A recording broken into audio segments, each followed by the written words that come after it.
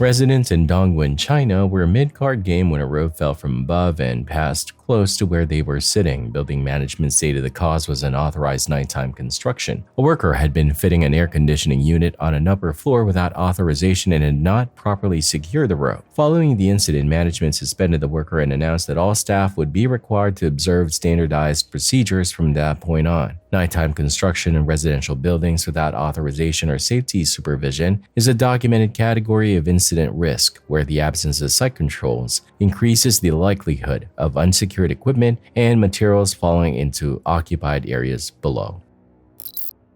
Wife swap operated on a premise built on contrast. Two households with incompatible values would swap their respective mothers across a 2-week period, giving each family exposure to a way of life they had not chosen. By the end of each episode, both sides were meant to gain something from the experience. The 2008 episode featuring the Stockdales has since entered the record for reasons that had nothing to do with that format.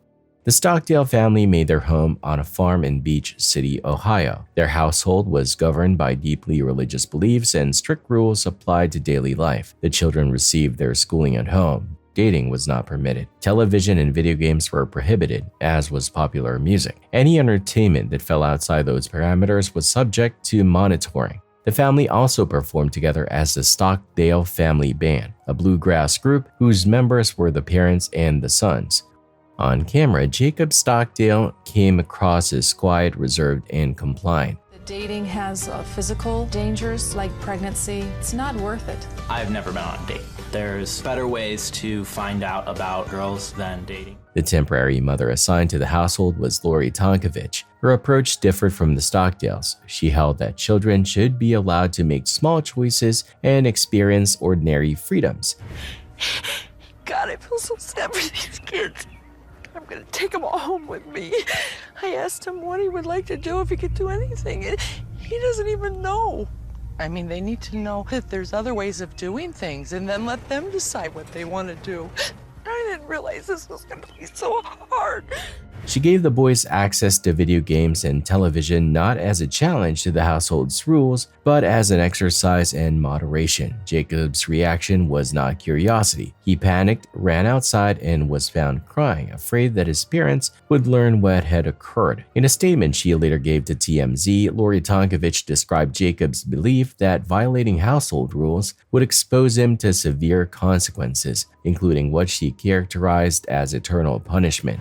Are afraid to go on a date because they think that means courting and I have to get married. I really enjoyed you and your children, okay? But you? Come on, get up. I need a cigarette. No wonder they walk around like robots and talk like that. I need a cigarette. Talk about my kids. How dare. June 15, 2017. Jacob Stockdale was 25. Police say he shot Catherine Stockdale, his mother, age 54, inside the family farmhouse. Police also say he fatally shot James Stockdale, his younger brother, age 21, at the same location. Following the shootings, Jacob attempted to end his own life. He survived. Both Catherine and James died. Tim Stockdale, the father, was not in the home at the time. Two other sons were living elsewhere. Jacob was not charged at the time of the incident. His condition following the suicide attempt precluded immediate prosecution. He was placed in a psychiatric facility. He subsequently entered a not guilty plea on insanity grounds. The case did not advance for close to 3 years while evaluations of his mental competency were conducted. Throughout that period, no public account of a motive was established by investigators, and no clear motive was ever publicly identified. In 2021, Jacob Stockdale acknowledged committing the killings and entered a guilty plea. His sentence was 2 15-year to life terms to run concurrently. That sentence is being served at an Ohio prison. He is 33 years old. The legal proceedings for the case produced no publicly stated motive for the killings. What the 2008 footage does contain, in Lori Tonkovich's own attributed account to TMZ, is documentation of a household in which minor infractions carried what Jacob reportedly believed were consequences of a severe and absolute nature, up to and including what Lori characterized as eternal punishment. management. Whether what was documented about the household environment in that 2008 episode was examined as potential context within the proceedings, and whether its absence from the public record of the legal case represents an absence of established relevance or an absence of disclosed findings is a question that the official case record does not answer.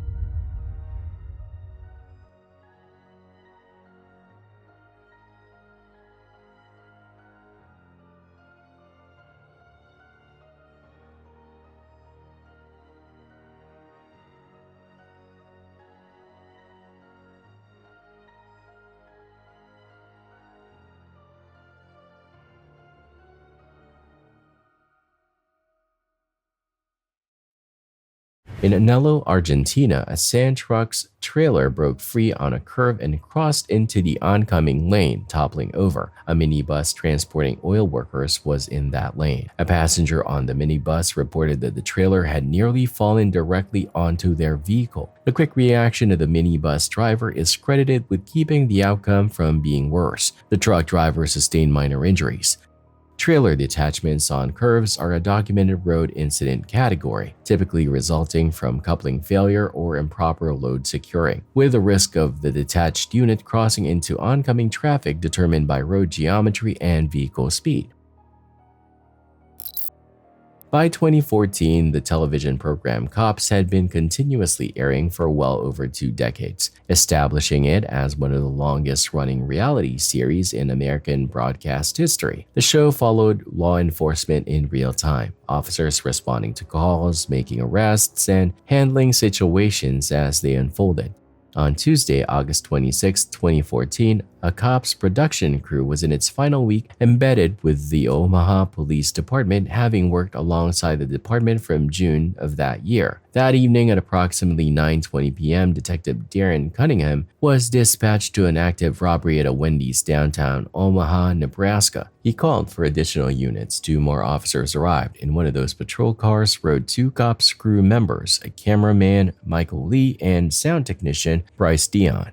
Officers approached and entered the building. 2 came in via the front door, a third proceeded to the emergency exit at the rear. The production crew followed. Inside was Cortez Washington, 32, armed and present in the space. He initially did not notice the officers. When they announced themselves and ordered him to the floor, he did not comply. Instead, he raised what resembled a handgun and fired. Witnesses inside the restaurant stated that Washington directed fire at officers. Witnesses described seeing the slide cycle and reported hearing a minimum of 2 shots. Officers returned fire. Washington continued discharging the weapon and moving through the space even as rounds struck him. He advanced toward the exit, weapon in hand. Officers continued firing.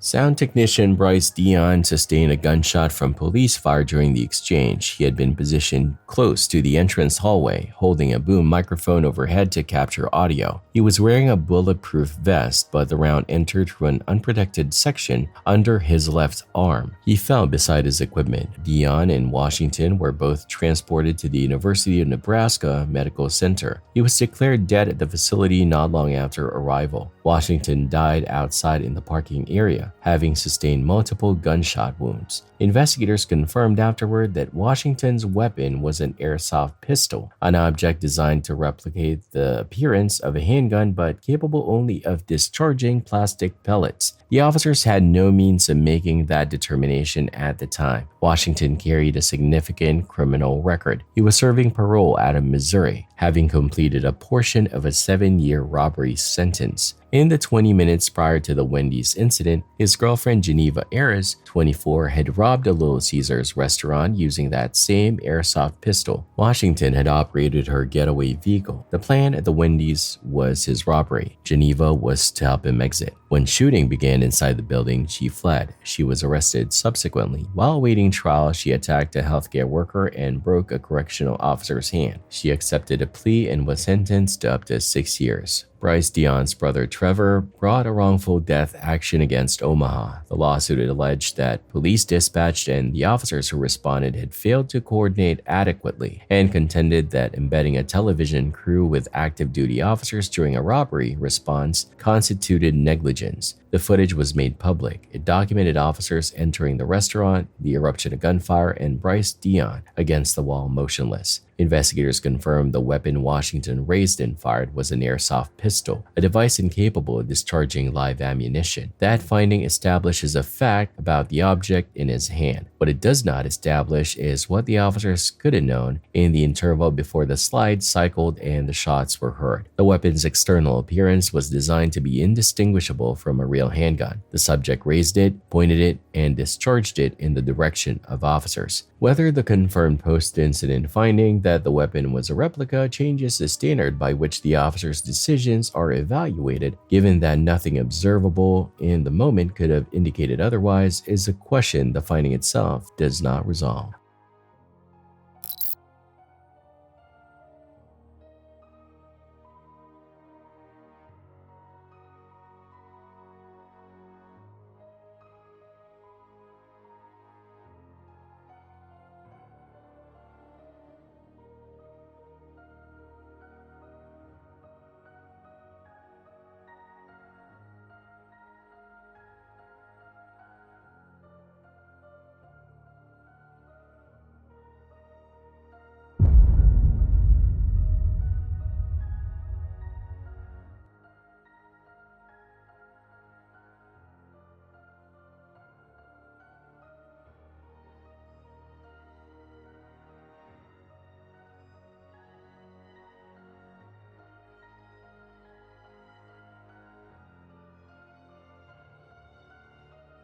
A 20-year-old former student walked into high school in Pauls Valley, Oklahoma, carrying 2 pistols. Principal Kirk Moore identified the threat and moved toward the gunman. During the confrontation, Moore was shot in his lower right leg but still brought the gunman to the ground. The assistant principal moved in to secure the weapon and held the gunman down until law enforcement reached the scene. Court documents state that the former student told detectives he had planned a Columbine-inspired attack and that the principal had been the intended target. Moore was transported to hospital. He was described as alert, and his condition was reported as stable. Police confirmed all students were unharmed.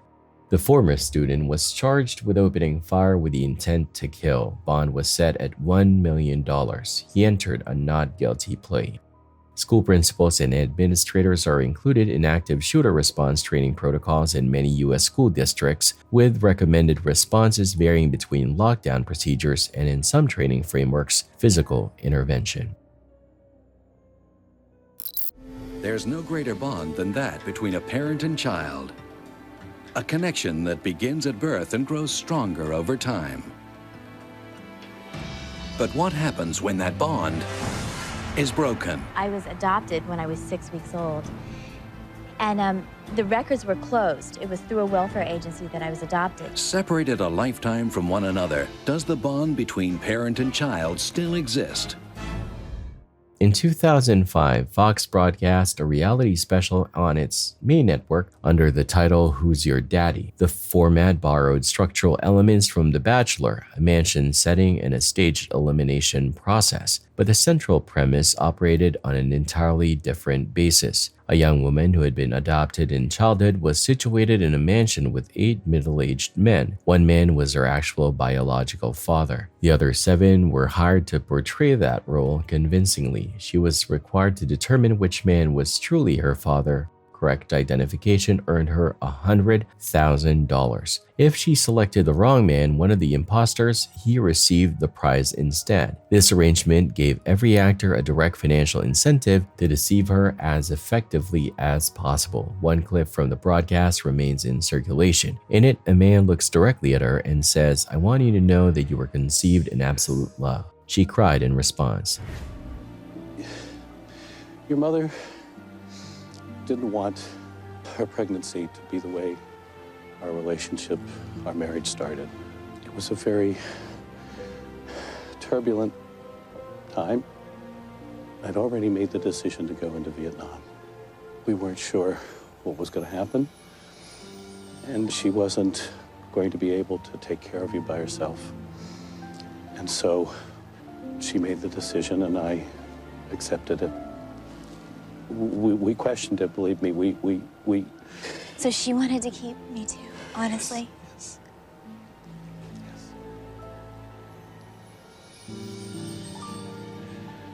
I want you to know you were conceived in absolute love, and I loved your mother very, very much. There wasn't a day that went by that I didn't think about you and regret what we did. The man was subsequently identified as an actor. Adoption advocacy organizations and charities condemned the show. According to those organizations, the search for biological identity, a process with documented psychological significance for adoptees, had been made into entertainment through emotional deception and financial manipulation. The response from the public was swift. Fox canceled the series. 5 episodes had already been filmed. They were not broadcast on the main network and were later distributed through Fox reality channel with minimal promotion.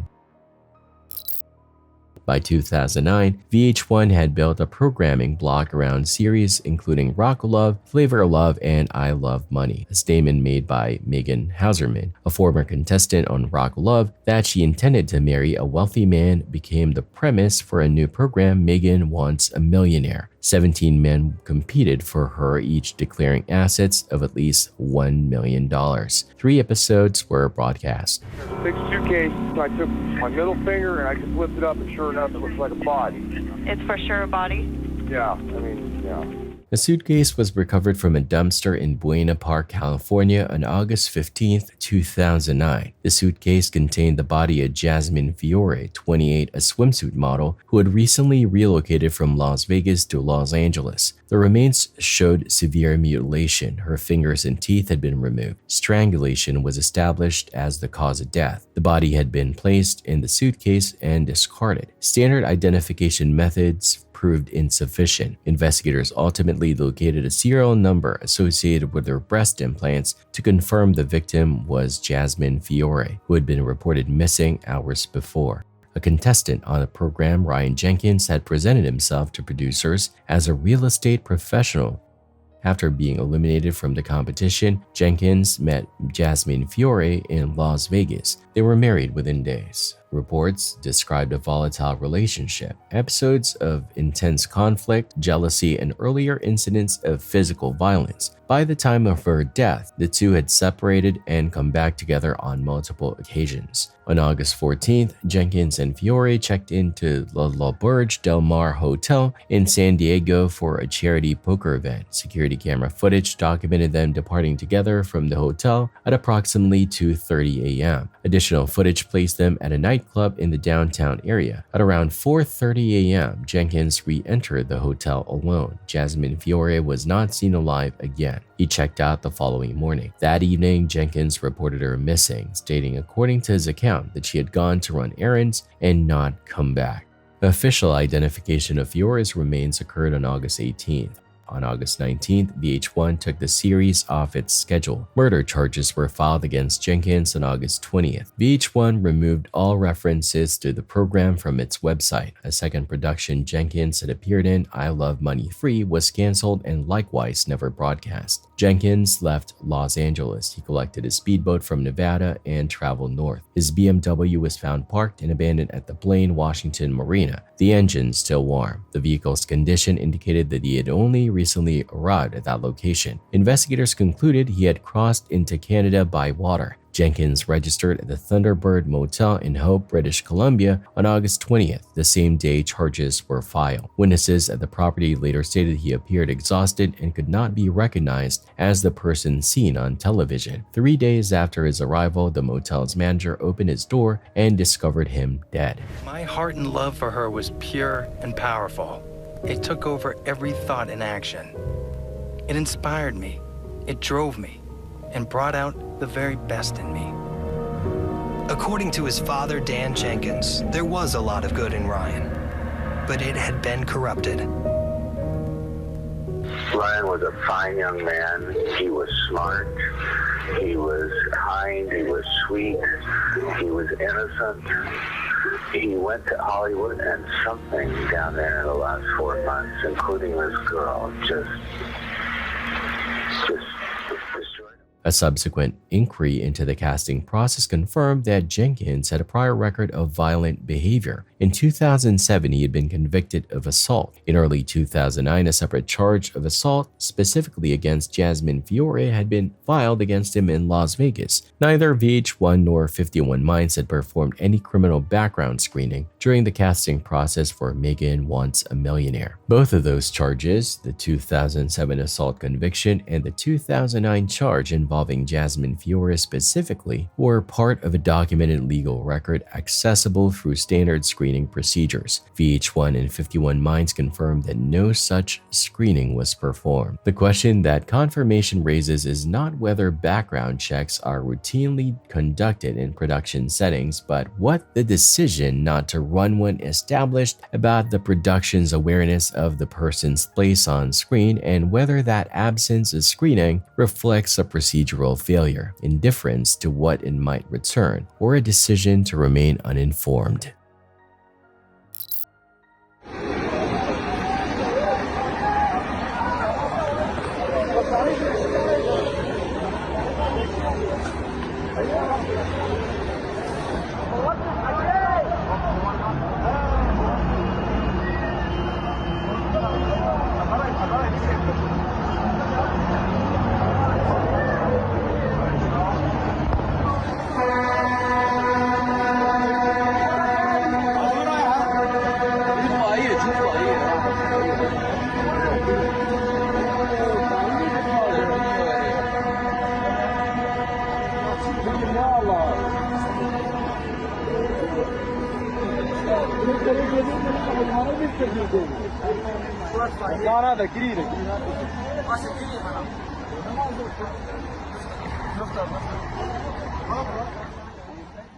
On April 16, 2026, a fuel tanker caught fire during unloading at a filling station in Hakka, Syria. The driver moved the burning vehicle clear of the station with the aim of preventing an explosion. As the tanker traveled away, fuel leaked and ignited along the road. 11 vehicles along with the bus were destroyed. Syria's news agency reported 7 injuries, all described as minor. Authorities opened an investigation into what caused the fire.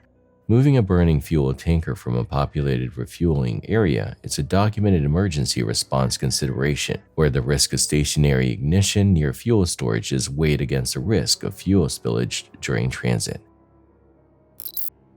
Nancy Campbell Panitz had consented to take part in the Jerry Springer program. She was informed the episode would reunite her with her ex-husband, Ralph Panitz. The woman he had been seeing would also be present. She left the stage during filming. In the weeks that followed, on the same day the episode reached broadcast, she was discovered dead. Panitz had gone to a residence. A restraining order had recently been issued against him at her request. He struck and strangled her. That episode had reached millions of viewers, none of them aware at the time that she had already been killed.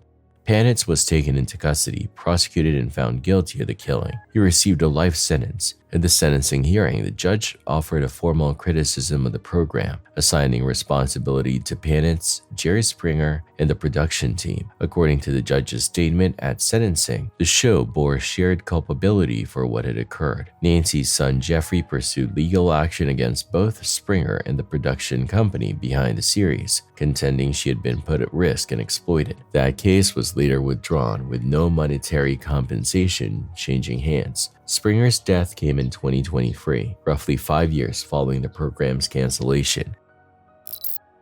In early 2015, a production company began filming a survival-based reality program in Argentina titled Dropped. The format required elite athletes to be blindfolded and transported via helicopter to isolated locations. where they were left for 72 hours with no maps, no food, and no external assistance. The only path back to civilization being their own navigation, using survival instincts alone. Production filming was divided between the Patagonia region and the La Rioja mountain area of northwest Argentina. The cast of 8 competitors comprised 7 athletes representing France and 1 from Switzerland, including Camille Muffet, an Olympic swimmer, Alexis Vastine, an Olympic boxer, and Florence Arthod, a sailor. Filming began near Ushuaia in late February 2015. The first episode wrapped by early March. 1 competitor had been eliminated at that point. On March 9th, the production crew prepared an aerial camera shot. 2 helicopters carrying contestants and crew took off around 5:15 p.m. Both aircraft rose together. 1 helicopter ascended at greater speed and crossed into the flight path of the adjacent aircraft. The 2 collided. Both came down and caught fire. Among those killed were 3 French athletes, a pair of Argentine pilots, and 5 members of the production team. 10 deaths in total. The athletes who remained on the ground witnessed the collision. A period of national mourning was declared in France. Among those who died were Camille Muffet, an Olympic gold medalist from the 2012 London Games, Alexis Vastine, an Olympic bronze medalist believed to be at the highest point of his athletic development, and Florence Arthod, recognized as pioneering in the field of competitive sailing. France's TF1 network deferred its complete summer broadcast slate. Adventure Line Productions issued a statement confirming that no footage would be released. Cancellation came before a single episode was broadcast. Investigators identified 2 questions arising from the crash: why the 2 helicopters had been positioned at such close range to each other, and why the aerial configuration was selected for a camera shot. The 2 helicopters rose in parallel, one pulling ahead and veering into the adjacent craft's path, a formation maintained in service of a production camera shot. Whether the risk profile of that configuration was evaluated before the helicopters lifted off, and what criteria governed the decision to position 2 crewed aircraft at that proximity for a production image is what the official investigation left unanswered.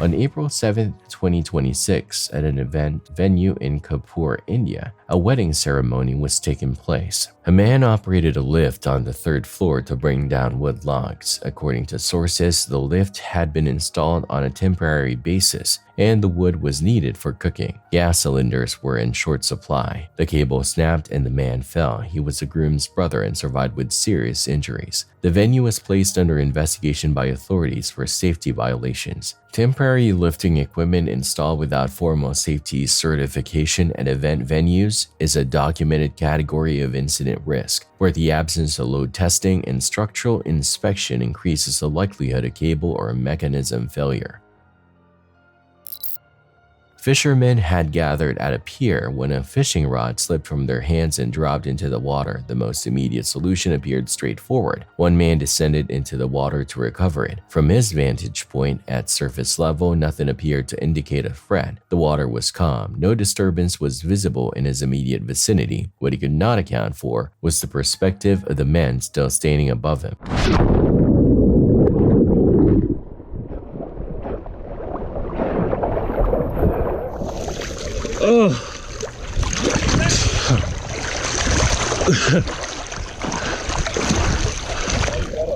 I got it. No, I'm going to the stairs. Mark, you need to get to the steps. Just start swimming to the steps. What? Mark, get to the steps. Start swimming there. What is it? Mark, just get to the steps. Great white sharks are documented to approach structures such as piers and jetties, where shade and bait fish concentration can attract them to positions directly beneath platforms, making them difficult to detect from surface level observation until they move into open water. Those on the pier had a view looking down into the water column. From that elevated position, they could see what the man below could not. The shark was a great white, and it was present in the water below. He, at water level, had no line of sight to it. The visibility differential between a surface observer and a person in the water water is a documented factor in shark encounter scenarios, where a person at water level has a significantly more limited field of view than someone with elevation looking down into the water column. The man above directed him urgently toward the steps and instructed him to exit the water and get out without delay. His response to their instructions, as captured in the footage, was initially out of confusion. He had no apparent reason to understand the basis for their alarm.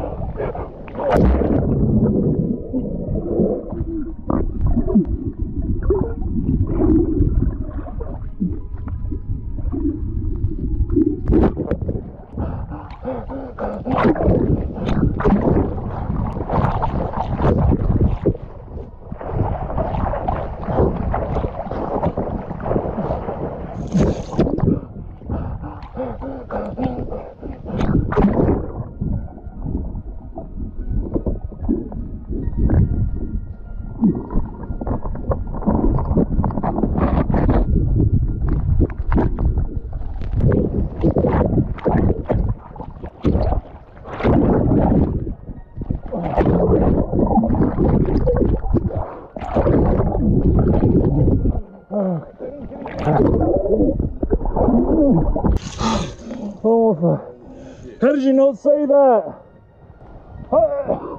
Despite the confusion, the urgency transmitted through their voices was sufficient. He moved toward the steps and exited the water without injury. According to the account of the friends who had been above him, the shark may have been stationed under the jetty structure prior to the man's entry into the water. That is their attributed account, not independently confirmed by the footage itself. What the footage does confirm is a sequential observation. The shark did not become visible to those on the pier until after the man had already entered the water.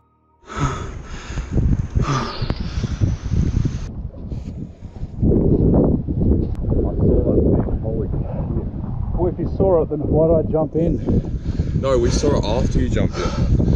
Like it must have been under the jetty and then came out or something. The friend's account raises a specific question about the moment of entry. If the shark was already beneath the jetty before the man descended, as they have attributed, then this decision to enter was made without any awareness of what the water contained at that point. The footage confirms that the shark was not visible to those above until after entry had already occurred. What that confirmed sequence cannot establish is whether the shark's presence would have been detectable before entry by any means available to the people on the pier, or whether the moment of entry and the moment of first visibility were separated by more than the time it took the shark to move into view.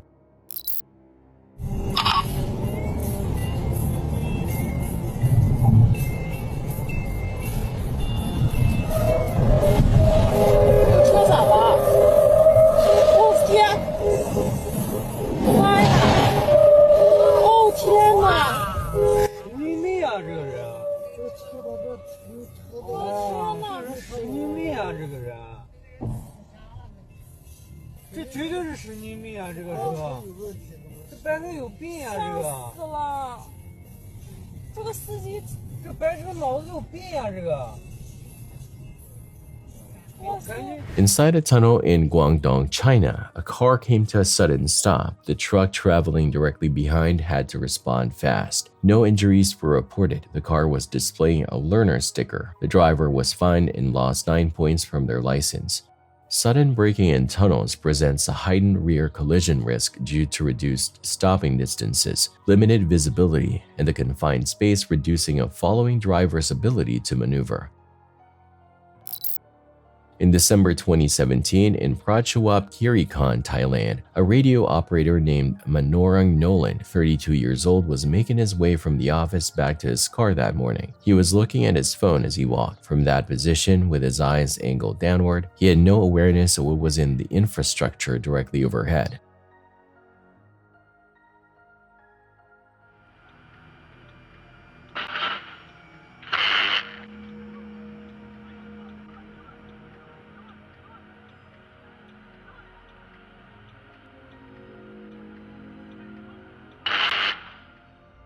An electrical box directly overhead then exploded. Sparks discharged above him. The wires above collapsed in close proximity to his position. He jumped clear and was unharmed. Reports attributed the explosion to an electrical fault. In those same reports, the wire melting in the area is listed as believed to result from overheating. Local rainfall may have contributed to the conditions that led to the failure. Overhead electrical infrastructure in urban and semi-urban environments is a documented failure risk during periods of heavy rainfall, or water ingress into electrical boxes and thermal stress from overheating can cause rapid insulation breakdown. The footage captures this in real time. Nolan is mid-walk, phone in hand, approaching the area directly below the equipment. The explosion happens above him, the sparks in the wires following within moments. He reacts to what's around him and moves away from the area. The whole event plays out over a couple of seconds. Nolan walked away from the incident unharmed. The cause, according to the available reporting, was electrical, an infrastructure failure rather than anything he could have detected in advance.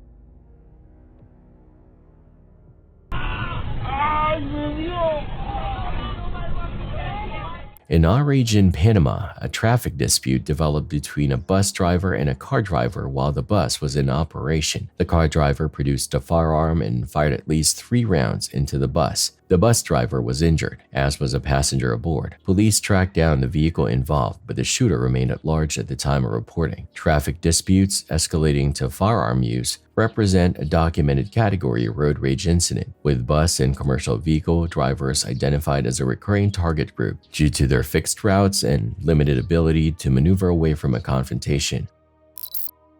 On October 27, 2018, a match at King Power Stadium in Leicester City had just concluded. Fans were moving away from the stadium. Inside the ground, Leicester City's owner, Vichai Srivadanaprabha, had begun its departure preparations. Vichai was a billionaire businessman. His association with Leicester City was established by what the club achieved under his ownership. He had invested in the organization and led it through a period that culminated in the 2016 Premier League title, a result that placed the club among the most improbable champions in the history of the competition.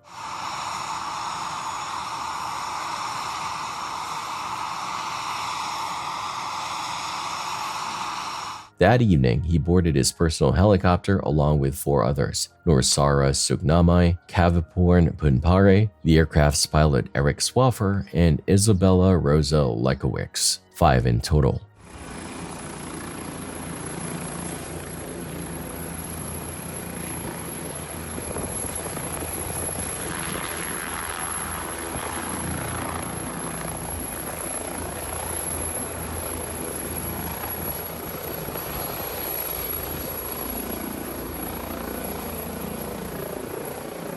The aircraft departed from the pitch, a procedure that had taken place on multiple prior occasions following matches at the ground. For those in the surrounding area, it would have been a recognizable sight. What happened next was not. Shortly after the aircraft left the ground, it began to rotate. The movement did not resemble a controlled turn. Within moments, the rotation became faster and more pronounced, and the aircraft moved beyond the stadium perimeter as the spinning continued to accelerate.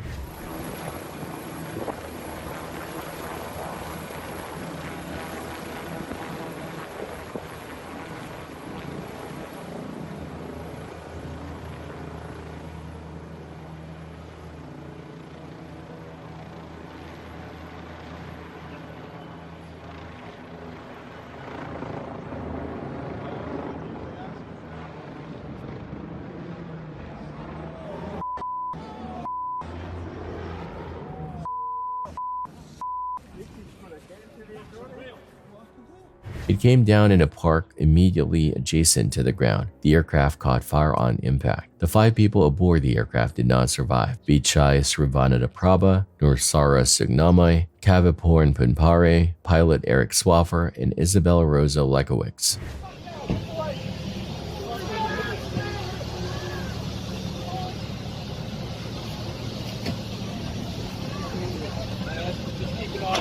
Yeah. down, mate. You don't come down. Yeah, I saw it. I was just sitting in my car, really.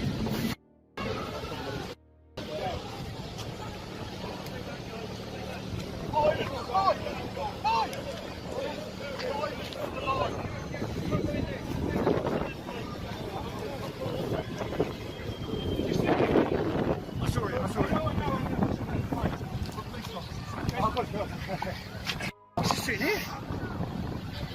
I tried to get in there, but I couldn't see anyone. Even the pilot was out of his seat. Just stay back, please. Yeah, sure.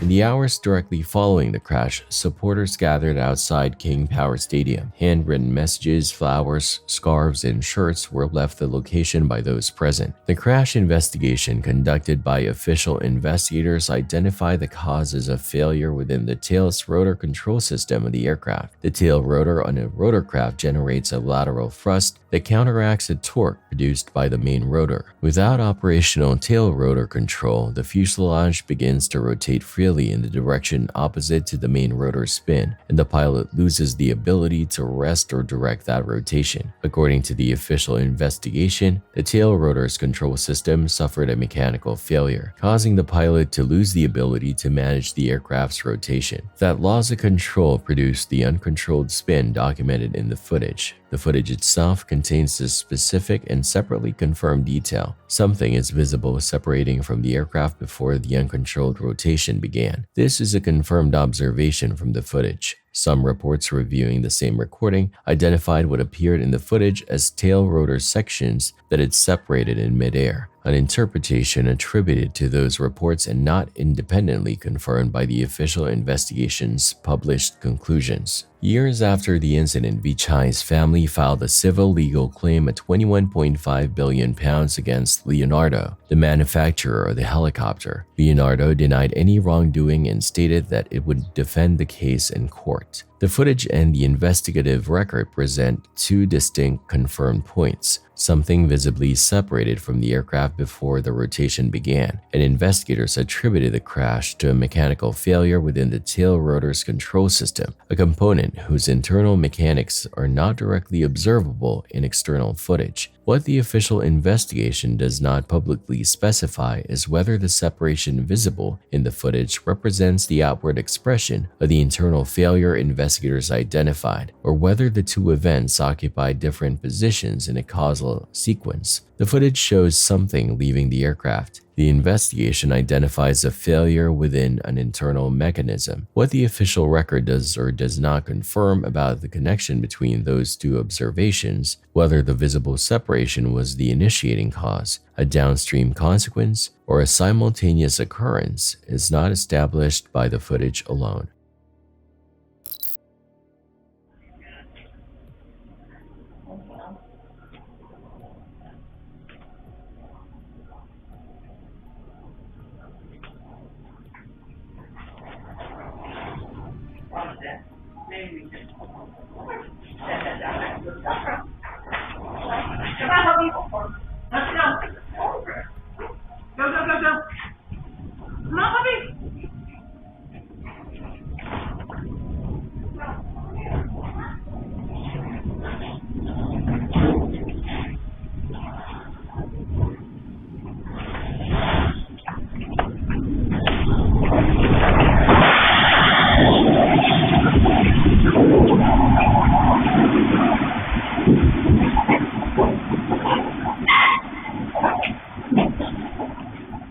In Stewartville, Minnesota, two women and their dogs headed to the basement seconds before tornadoes struck their home. The ceiling collapsed right where they had been sitting moments earlier. Multiple tornadoes hit the region, causing major damage to dozens of homes and displacing residents. Olmsted County issued a disaster declaration and there were no reports of injuries. Check out the unwise decision made by this individual. Betul.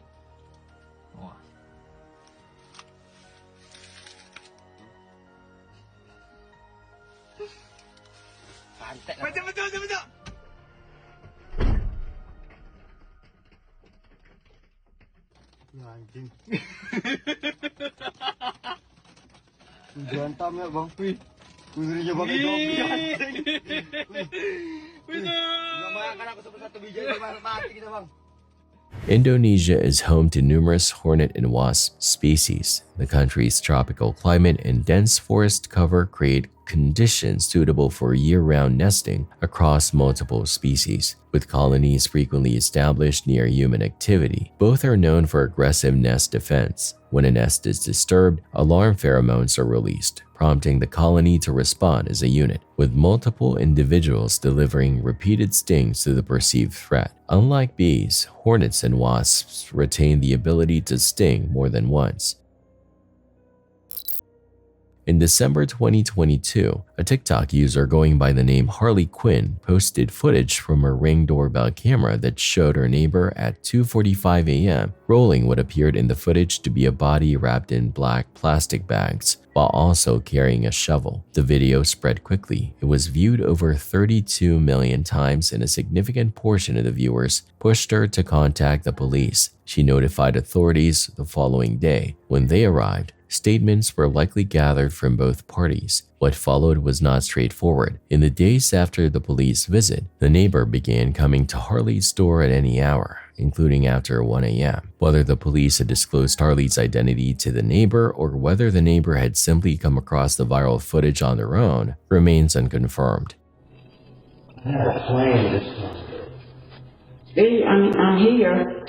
I'm here. I'm not rolled up in a plastic bag. Yeah. That's cool. That's the shame you don't have order. Yes, we did.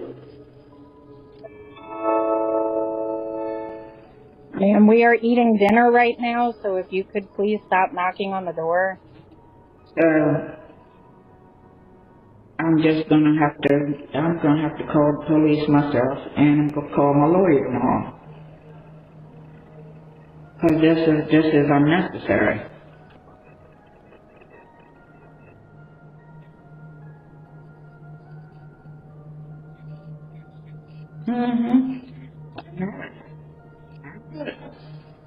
It's not.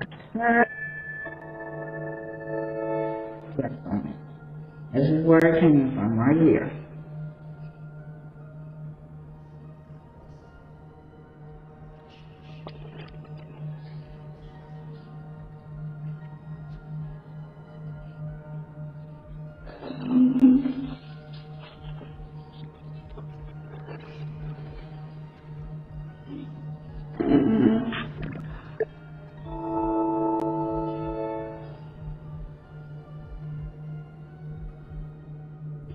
Harley was eventually told the object in the footage was a rug, but that explanation did not come from law enforcement. It was not officially confirmed. Viewers were skeptical. One commenter asked directly, "Did the cops confirm that it was just a rug?" Based on the public record, no such confirmation existed. Then the neighbor was taken into custody on a charge separate from anything in the footage. No official statement about the bag's contents accompanied that development. Harley posted a final update. In her own words, "I'm alive, thanks for those that asked. I sincerely do think it was a rug. It was a shovel and rake that made me question it. I've had to make every one of my social media accounts private and lock it all down for safety reasons. I no longer feel safe leaving my apartment because of all the attention that this has brought on myself and my family. I've been receiving threats and people wishing me ill for posting this. I can't say much at the moment other than everyone is okay. There could be illegalities involved, so I can't give a true update at this point in time." Harley was a target of online harassment and doxing, a confirmed outcome of posting the footage. The neighbor's arrest on a separate charge is confirmed. Law enforcement never publicly identified what was in the bag. What the arrest establishes is that the neighbor had legal exposure beyond this footage. What it does nothing to resolve is whether the confirmed absence of any official statement about the bag's contents reflects an absence of concern, or whether the confirmed arrest record gives that silence a different weight. Dashcam footage in the mountains captured something insane. Keep watching.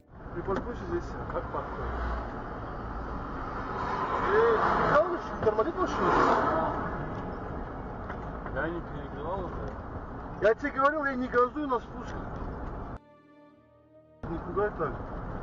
Моргай, моргай, моргай, моргай, моргай, моргай, моргай.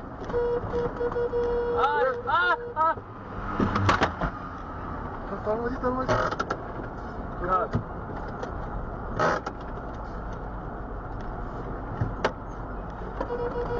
Моргай, моргай,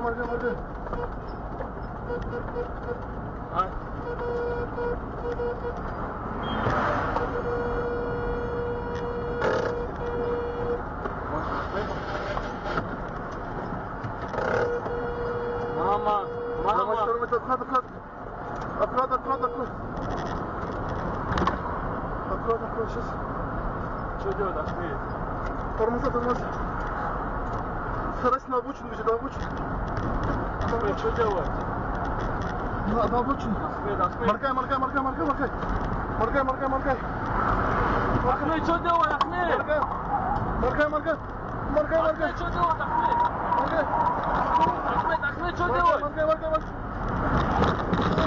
The video captures a small truck whose braking system has failed. At several points in the recording, the driver can be heard engaging the handbrake. The attempts are audible, but it produces no effect. With the brakes out and the road running downhill, the truck picks up speed as it descends. The driver works to maintain control and steer the vehicle through the situation with no functional braking available. Total brake failure on a descending road is a documented risk for heavy vehicles, where the combination of gravity and mass generates progressive acceleration, leaving the driver with fewer response options as speed builds. The footage does not show what happened after.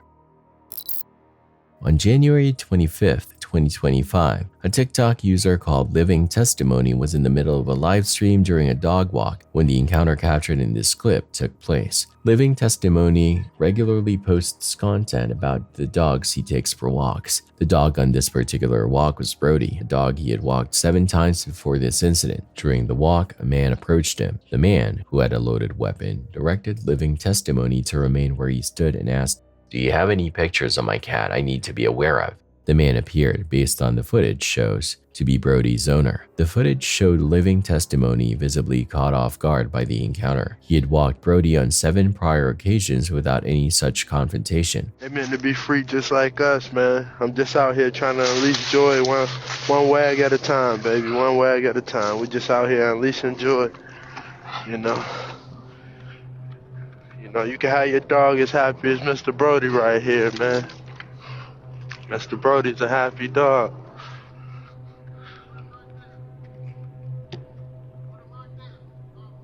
What's up now? Huh? Yeah, I'm a dog walker. Yeah, I'm the dog walker. Oh, okay. What's going on, sir?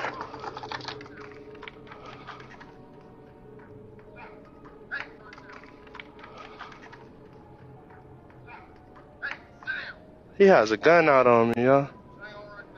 Yes, sir.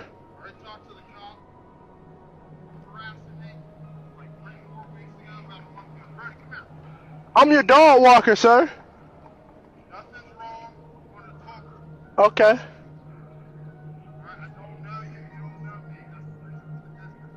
Yes, sir.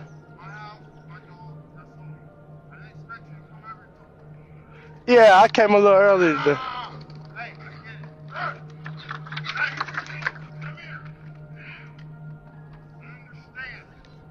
Go, Brody.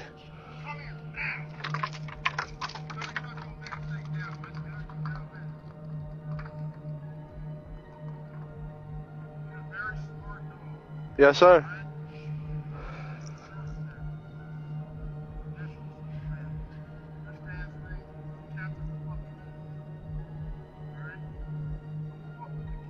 I did. The cat was inside, yeah. Nah, it was running around. It followed me around. Yeah. No, I do not. What's going on, sir?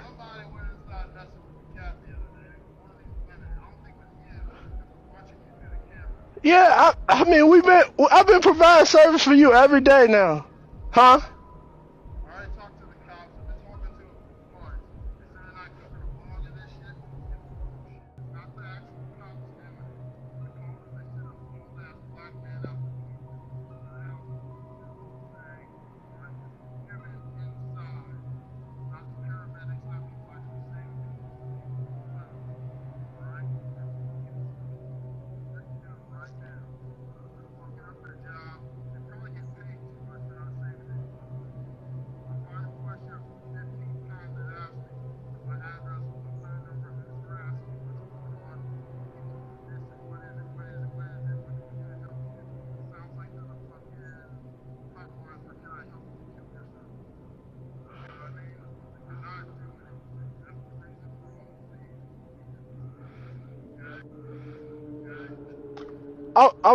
I'm providing service for you though, sir. Yeah, I'm providing service for you.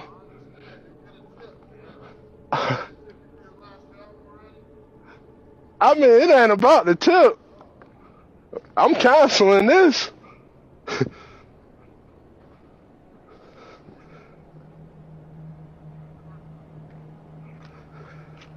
Yeah, I hopefully y'all seeing this, man. Hopefully y'all seeing this, man. Hopefully y'all seeing this. This gotta be reported. It's the last time I'm providing service for this guy.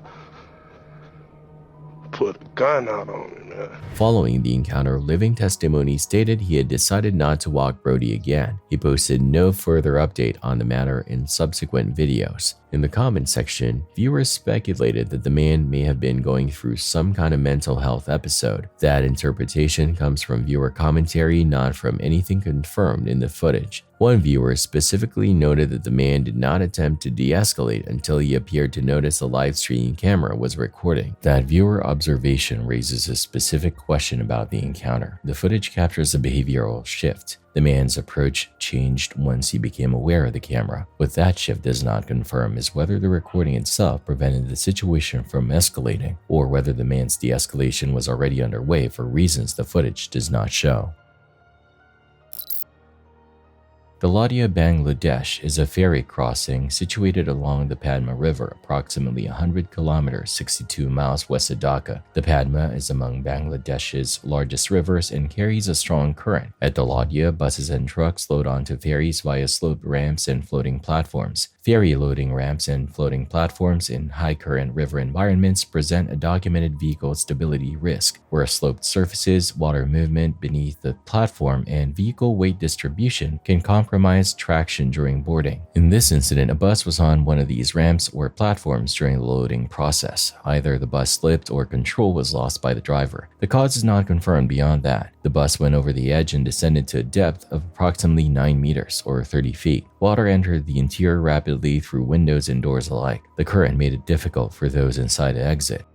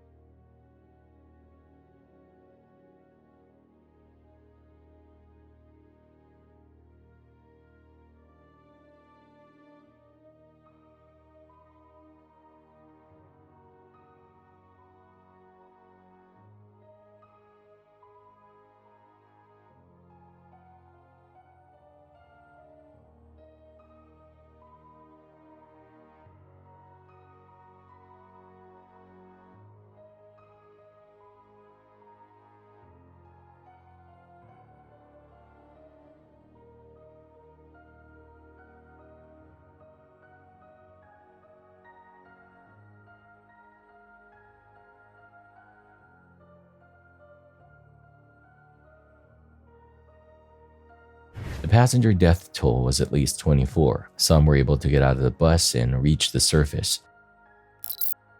On March 30th, 2026, TikTok user The Livster posted about a situation she had been dealing with since moving into her new apartment. Shortly after she moved in, an older man knocked on her door and asked, "Do "Do you live alone here?" Within days, the same man moved into the unit directly opposite her own. What she documented from that point includes the man going through her packages, interfering with her doorbell camera, and positioning himself at his front door to initiate contact with her. Dude who lives right in front of me, and he's like, "Hey, I'm yada yada yada. I'm looking to move into this neighborhood possibly. Like, are there dogs here?" And I was like, "Dude, I don't know. Like, I am fresh off the boat. Like, I just moved here." And whatever. So fast forward straight, he randomly goes like, "Oh, you're a very attractive, beautiful woman. Like, do you live here alone?" And like, I had a boyfriend at the time, so, you know, I was lying out of my ass. I was like, "No, like, my boyfriend lives here."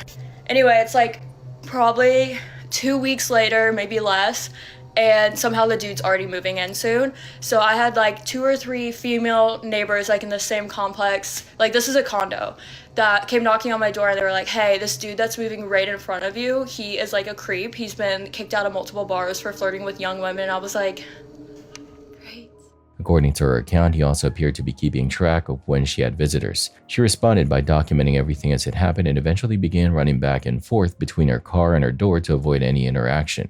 I was wondering if you had a small drill. Anybody home? Never supposed to pay? $230? No Super Bowl parties. No, not too funny.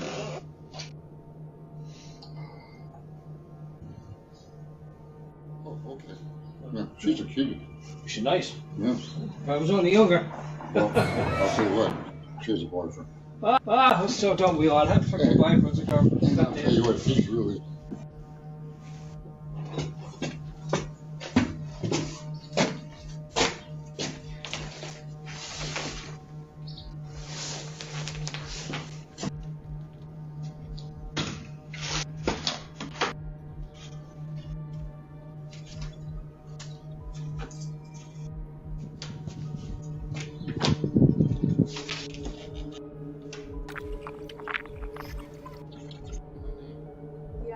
What? Nick? Nick? Yeah. If you ever need anything, hesitate. Because I saw your car didn't move for a while, and I didn't know if you were okay or sick or what. Yeah, I'm good. Yeah, I was just concerned, that's all. Thanks. All right, have a good day.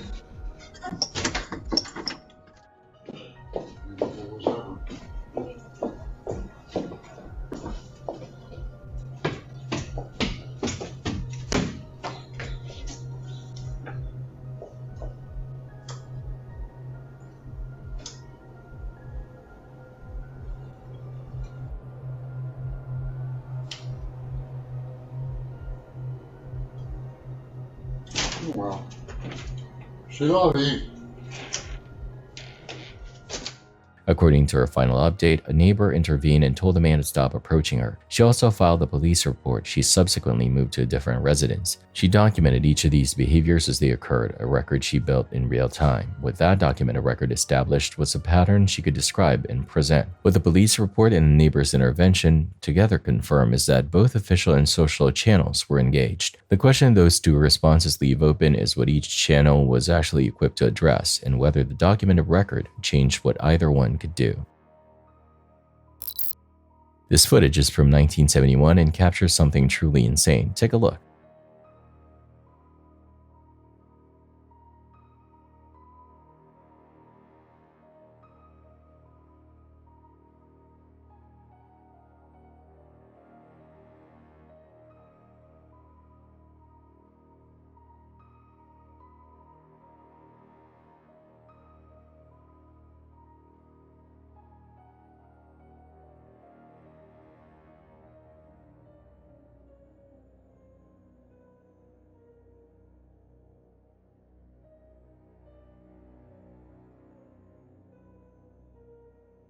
Amchitka Island in Alaska was the site of the underground detonation of a nuclear device rated at 5 megatons. The explosion formed a large cavity in the rock below, and the energy it released sent a powerful shockwave upward through the ground. When that wave reached the surface, it drove the ground upward at a rate exceeding gravitational acceleration, producing a brief interval of effective weightlessness at the surface lasting a few seconds. Underground nuclear tests conducted at sufficient depth are designed to contain the explosion below the surface, but energy transmitted through rock as a seismic wave can produce ground motion detectable at significant distances, with the area directly above the detonation point experiencing the most intense vertical acceleration. The test site was remote and well instrumented. Nobody in the surface was injured. On March 11, 2026, a father in Florida contacted police about his ex-wife. The report was not the first he had filed against her for harassment. He had moved on and was in a new relationship. He continued to share custody of his children with his ex-wife. According to a statement to the officer, the harassment had been escalating. The previous night, he received more than 17 incoming calls from his ex-wife, along with 9 voicemails, all timed around 2 a.m. All right, do me a favor and play them. Just because I have what you sent me and I'll submit those already, but just to put them on camera, yeah. You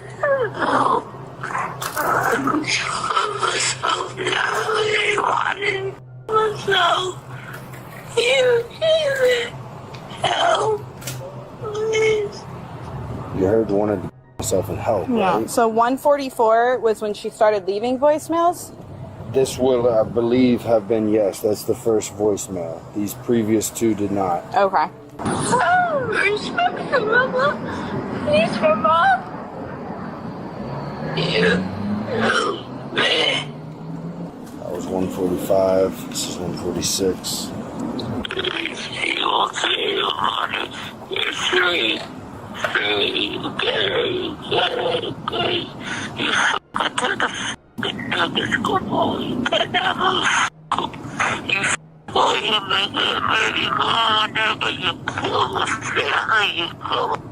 $47.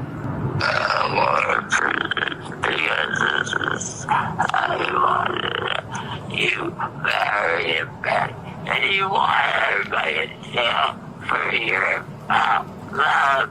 You are alive. You know that. You're alive. You're alive. You're alive. You were with her for many years. You're positive that is her voice? Yes. Okay. The responding officer documented the voicemails on her body camera, capturing each one of it as it played. That documentation confirmed the voicemails were unaltered, as recorded on the body camera. The voicemails appeared to increase in intensity as they continued.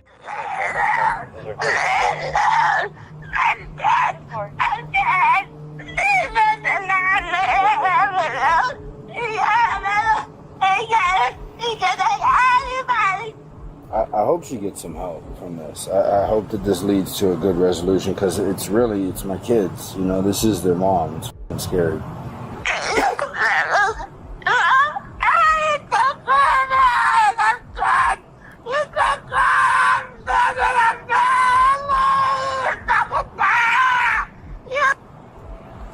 It's 150.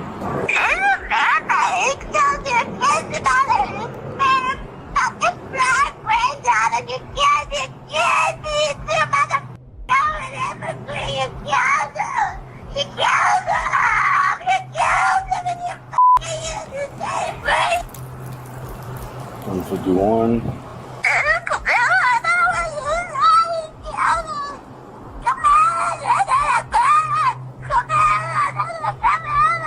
It's $152.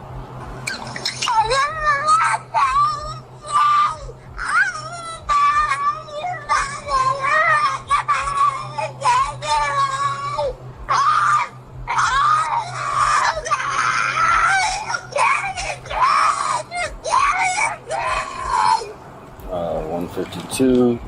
This is $154.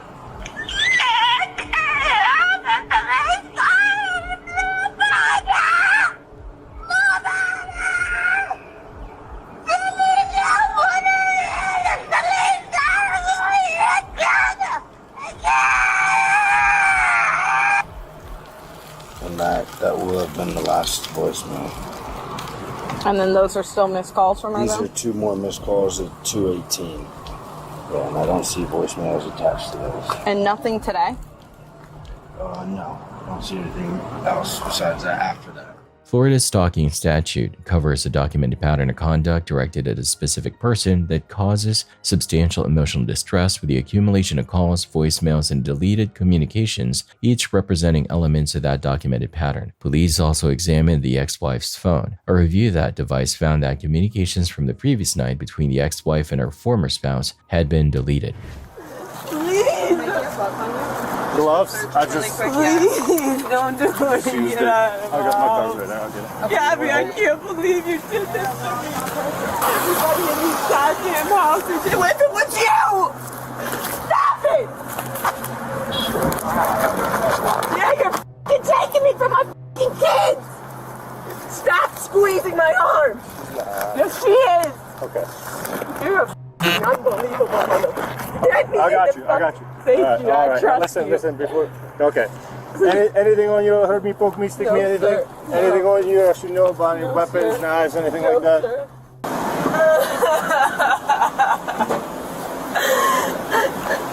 I didn't do nothing wrong, sir. I know, and I also know you're smart enough to understand that, like, at this point, like, you cannot I know, do but anything. why is she doing this?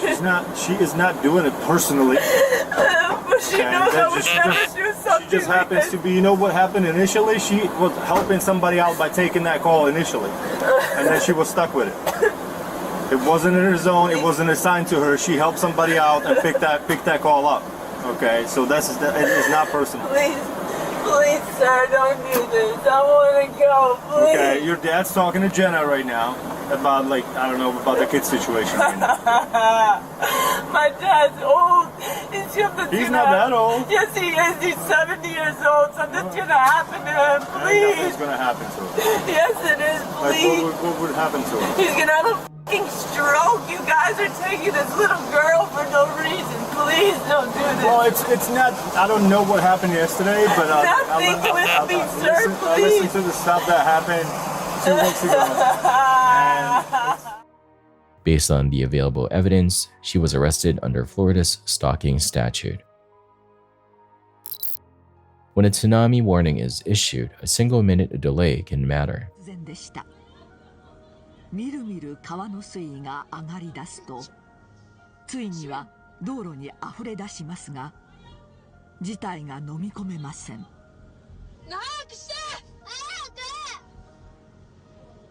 この後、津波の様相は一変します。受信しました。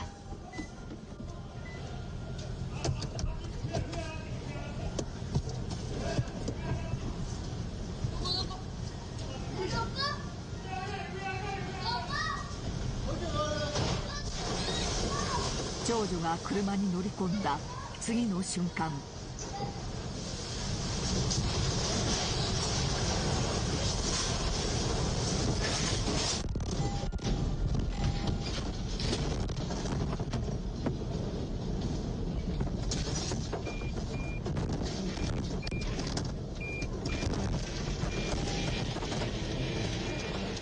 長女の車は流され、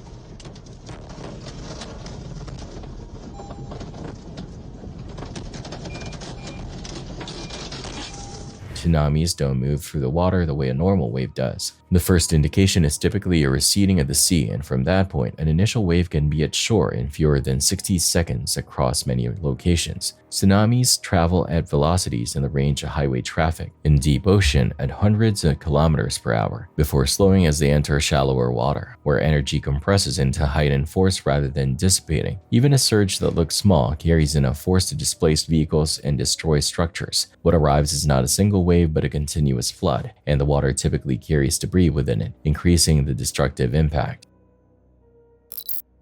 This footage comes from a highway robbery in Los Angeles documented in 2024. Passing motorists slowed down and stopped to record what was happening. Their phone and dashcam footage represents the main documented record of the incident.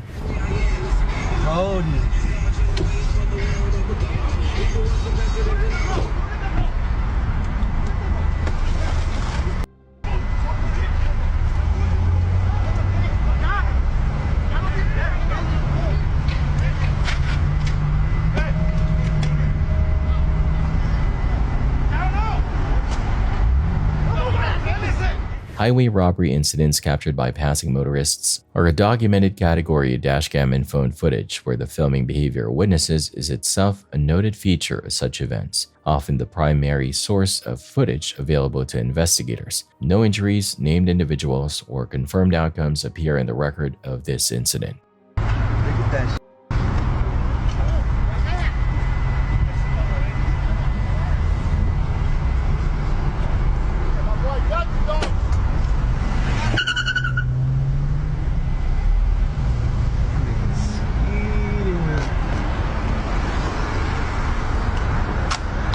Brand new car. LaGuardia Airport is situated in the borough of Queens, New York City, adjacent to the East River. It is one of 3 principal airports serving the metropolitan area. This incident involved an Air Canada flight arriving from Montreal, Canada, and a fire truck that was present on the airfield.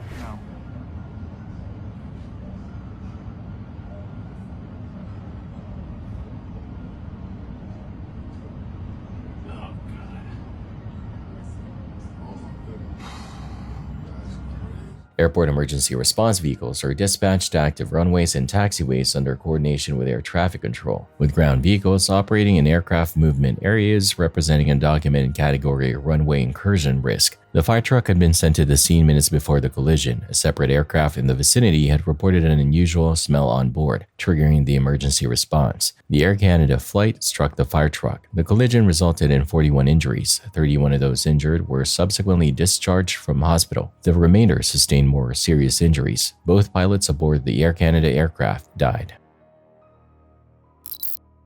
Caveman Hikes is a YouTube channel documented as dedicated to exploring extreme cave systems. This entry records an expedition in which the channel's team descended deep underground into one such system. Navigation underground followed the architecture of the cave itself. The team moved through narrow passages that restricted movement before opening into larger chambers further along. In those wider sections, the cave presented conditions that allowed for relatively unobstructed progress. The geology created space, the passages widened, and the team continued moving inward. The environment was not uniform, but the trajectory was clear. They were going deeper. That character of the environment changed. Water began to accumulate inside the cave. The conditions that had made the earlier sections traversable were no longer stable. Here goes Cal. Up the waterfall. Yeah. Wow, it's not too bad. Yes. Up the waterfall we go. This is a tree cast that I'm crawling through, and the neat thing about this thing is the print on it is just really nice.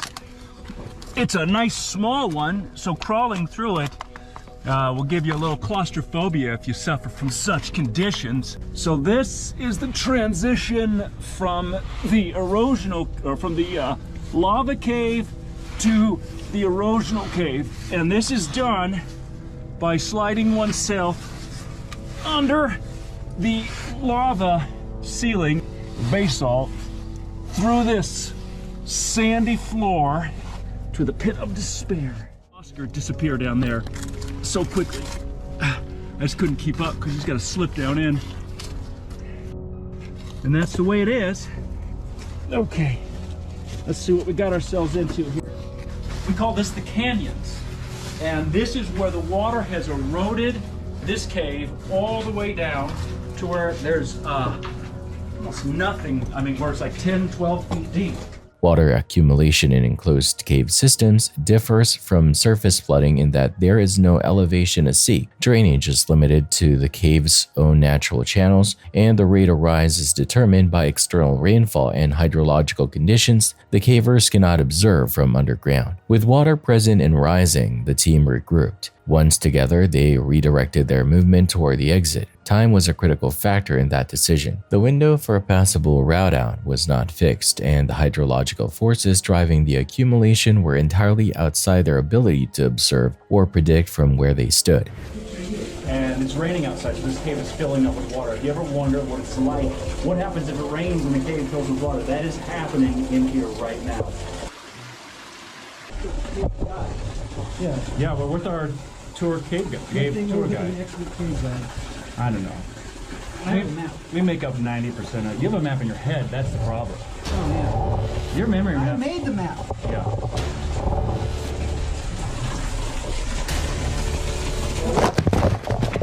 I knocked a couple big rocks down. I know that time. Water is now turning the cavers away. They can gain passageway, but only if they are willing to swim. I volunteered to continue as far as I could through the flooded passage. I'm gonna crawl out this water hole. That's the way it is. I don't know the way here. I know what I'm looking for. Ain't that way. Yeah, I gotta go down the creek. There is no other way. It is going to be waterworks. Cave passages that are navigable when dry can become impassable within minutes once water begins moving through them, as the combination of current force, reduced airspace, and restricted visibility removes the options available to cavers to assess and react to changing conditions. Woo! That's pretty cold. That is gonna have to be okay. I can get to the side here a bit of these rapids. And then it's just a pool of water. It's a big swimming pool in here. That's certainly interesting. As the floodwaters rise, a caver must make a rush through the water tunnel in hopes of reaching higher ground before the passage is sealed off completely, battling both cold temperatures and the possibility of getting stuck underwater. I prepare to make a dash for it. Oop, there it is. I see him. I'm out!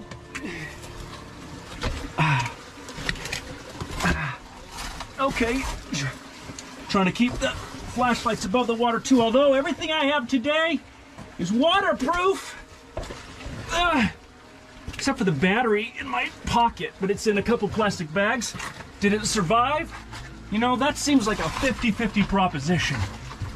Okay, now I'm through the ponding, and now there's a little bit of water up here I still gotta just commit to.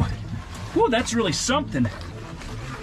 My gear worked good though, my minimal gear. I have my flashlight set up a little bit differently. You know, just however it turned out is how it turned out, but I feel like it carried well. I was able to hold this. My left arm is getting real buff from holding the GoPro in such a way. So after this, there's no more squeezes. It's the canyons, and then back to the surface where it's freezing outside. So a nice cold, high cold, and we be doing this, man. The urgency with which they moved reflected the dynamics of the environment. A passage that remained open at one moment carried no assurance of remaining so in the next. Every second of progress toward the exit was a second taken, while the alternative, waiting, was actively degrading the available options. The cavers were navigating without current information on external conditions. They had no means of knowing whether the water was still rising or at what rate. The team did not wait to confirm how much further the accumulation would increase before committing to the exit. They moved while movement remained possible. Every member of the team exited the cave. The exit was completed before the water rendered the passages impassable. The footage records a specific sequence. Conditions shifted, the team regrouped, and they moved toward the exit with urgency while a navigable route remained. What that sequence establishes is the timing of the decision to exit. It was made while conditions were still passable. What it cannot establish is how close to impassable those conditions were at the moment the decision was made. The team exited safely. Whether the remaining margin was measured in minutes or in seconds when that movement began is not something the footage can confirm. This footage is from the UK. An elderly disabled man can be seen undertaking an unlawful attempt to remove his Indian tenant from the property, sawing through the door using an electric saw. Stay back, I'm going to call the guards. Yeah, go on. Yeah, stay back. Go on. Just stay back, Thomas. Sorry? Just stay back. No, this is my plan. No, this is your place, but you cannot do this. Go to hell. No, just stay back. Go to hell. Stay back. Are you mad? I am! I'm mad at you! I tried. Are you mad? I am! You think I wouldn't do it? I spit you open, you You got it? Just stay back, I'm going to call the guards. Call the guards? Yeah, I'll call the guards. Go on, call the guards! Yeah, I will call the guards. Just stay back. Stay back, I'll call the guards. I don't give a about your family or nothing. You will lose more than you ever lost. I can see that. Unlawful eviction, attempting to remove a tenant without following legal procedure, is a criminal offense in the UK, with physical interference with a tenant's access to their accommodation representing a documented category of that offense. On May 7, 2026, at approximately 6:47 in the evening, a situation began unfolding inside an apartment that quickly escalated into a deadly encounter.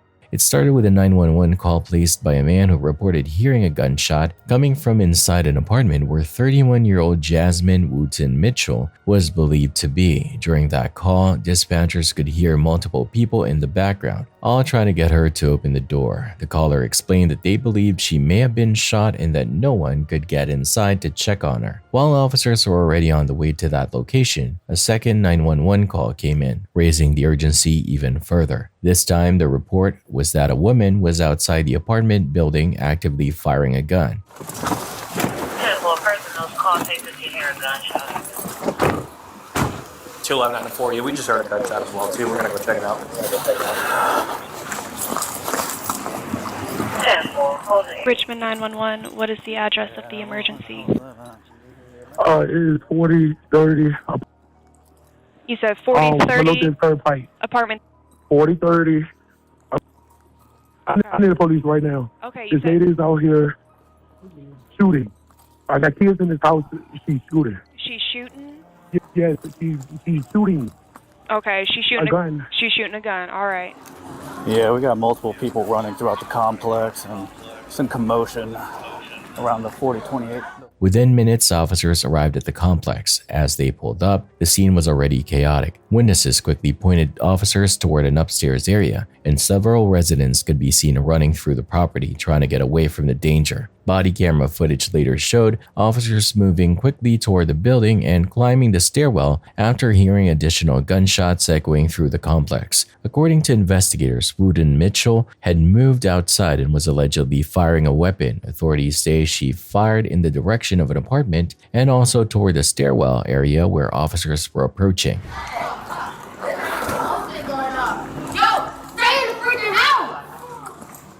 Anyone know what's going on? It's in my baby, no. She said it sound like it's in the building over there. Okay. It happened this morning.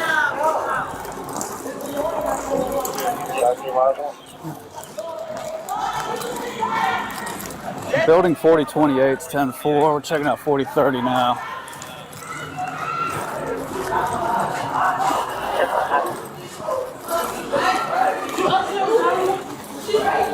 Hey, what's going on? Hello? It's the police. Police department! With gunfire continuing and the threat still active, one officer discharged their weapon, striking her. After she was down, officers moved in, secured the scene, and located a handgun near her body. They immediately began attempting to provide medical aid, but despite those efforts, she was pronounced dead at the scene.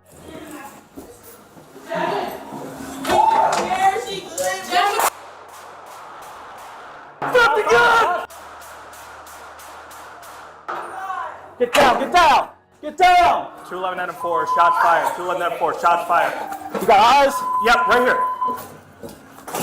211 out of 4. Don't move! Don't move! Don't move! 211 out of 5, 213 Robert Moore, response to Don't move!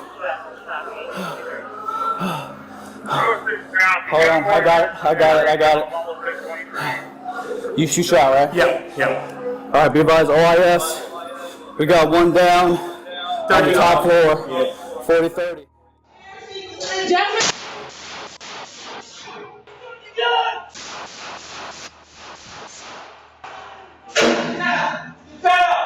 Out of 4, shots fired. 211 out of 4, shots fired. You got eyes? Yep, right here. Don't move! Don't move! Here's 269 copter. You guys stay forward this time. 211 out of forward.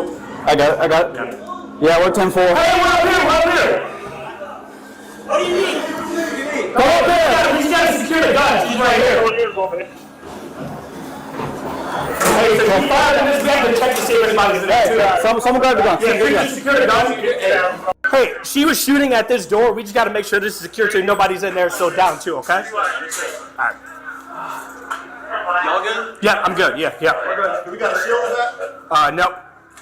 Alright, hey, we need to render aid too. Where's the police? Coming in! So we can try to apply direct pressure to the wound. As more details came out, the situation took on an even heavier emotional weight. Wooten Mitchell was a mother of 2 young children, a 6-month-old baby boy and a 10-year-old daughter. Her daughter had just celebrated her 11th birthday earlier that week. Investigators also confirmed that she had experienced a personal loss just 1 day prior to the incident, having lost the father of one of her children. While authorities have not stated exactly how that may have influenced the events, it adds another layer to an already complex and tragic situation. What began as a call about a possible shooting inside an apartment quickly escalated into an active gunfire situation that forced residents to flee and officers to respond under extreme pressure. The incident is now under investigation as officials work to piece together exactly what led up to those moments and how the situation unfolded so rapidly.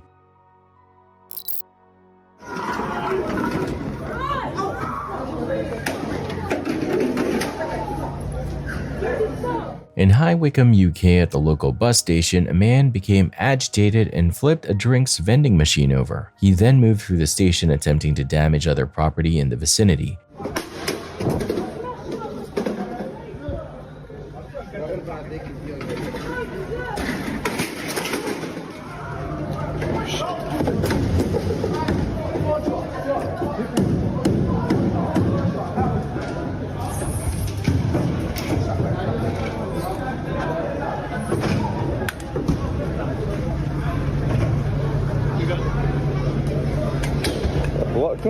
Incidents of property destruction in public transit facilities are a documented category of disruptive behavior, with vending machines and station furniture among the most commonly targeted objects in documented cases. Moving outside, he turned his attention to the actual buses, physically confronting them. Throughout all of this, the other people present at the station remained calm. All right, bye.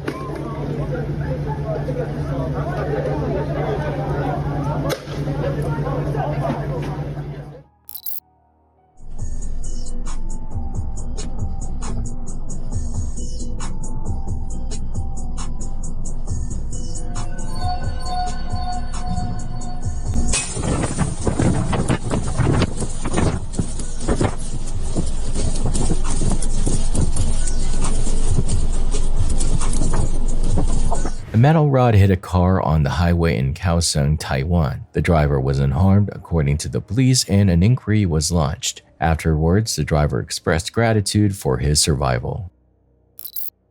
On Thursday, May 14, 2026, at approximately 9:12 in the morning, officers with the Baltimore Police Department were dispatched to the 800 block of Carton Avenue after receiving a 911 call reporting an armed individual. As units began moving toward the area, Officer Sherrod Watson, who was already nearby, encountered a man on foot in the 3300 block of Wilkins Avenue. That man was later identified as 46-year-old Lewis Jackson. According to investigators, the situation escalated almost immediately upon contact. Officer Watson radioed that Jackson had fired a shot directly at his patrol vehicle. In response, Officer Watson stopped his cruiser, exited the vehicle, and began issuing verbal commands, ordering Jackson to drop the weapon and comply. Authorities say Jackson ignored those commands and continued firing in the direction of the officers.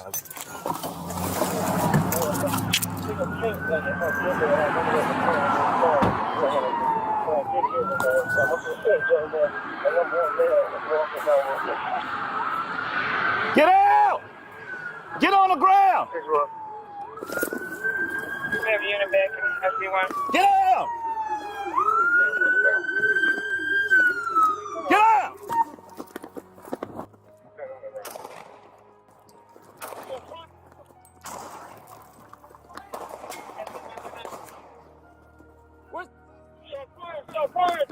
Where's he at, Rank?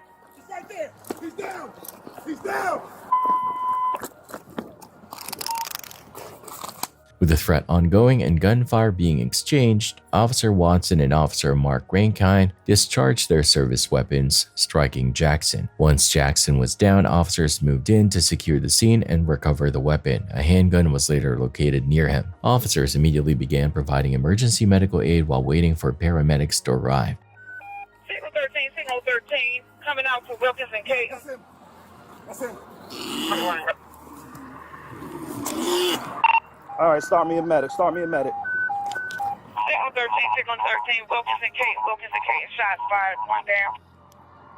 Start me a medic. Start me a medic. Suspect down. Handgun recovered. 10-4, suspect down.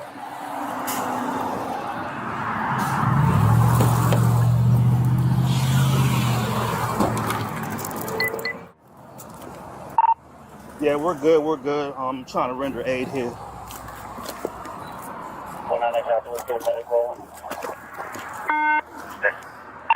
SB1 starting compressions.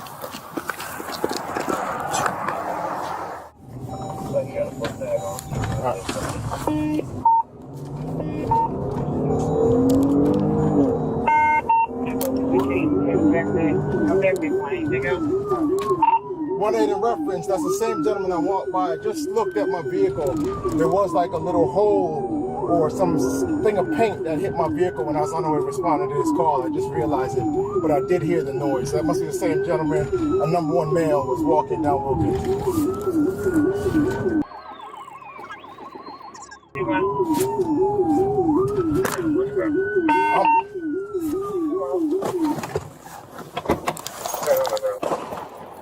Shots fired!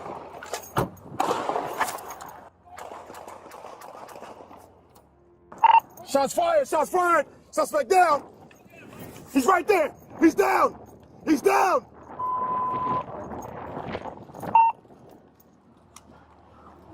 Don't move! Don't move!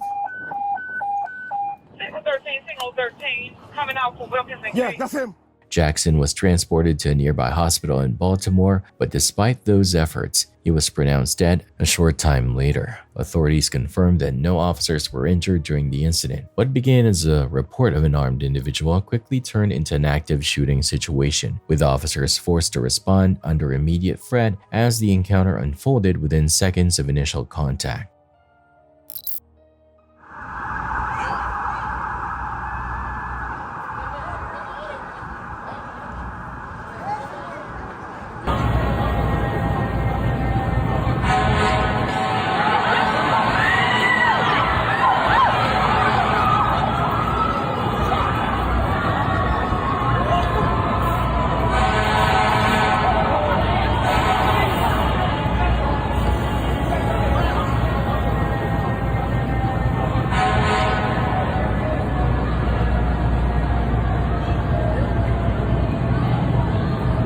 Araba yandı.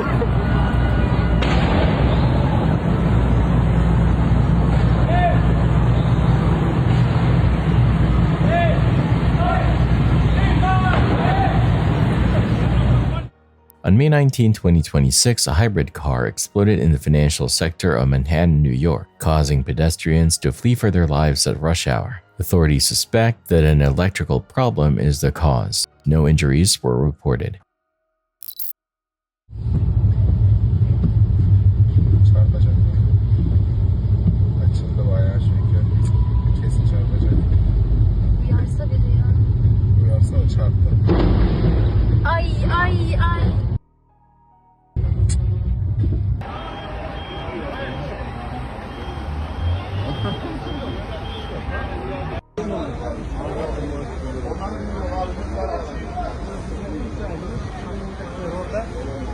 Kolay gelsin. Ben Emirhan.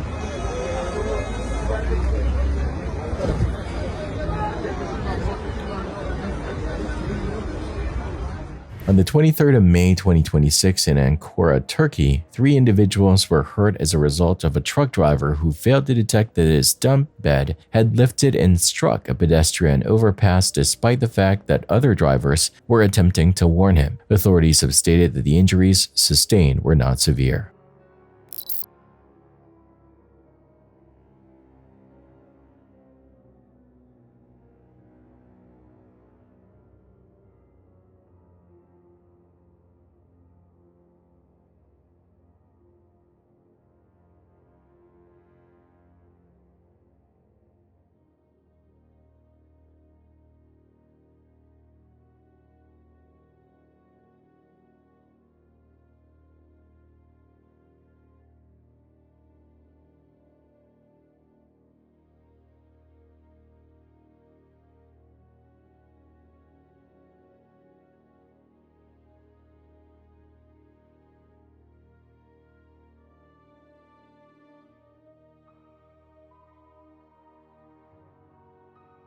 A young woman in Surgut, Russia, was in an elevator when her power bank burst inside her purse. Authorities said she was unharmed.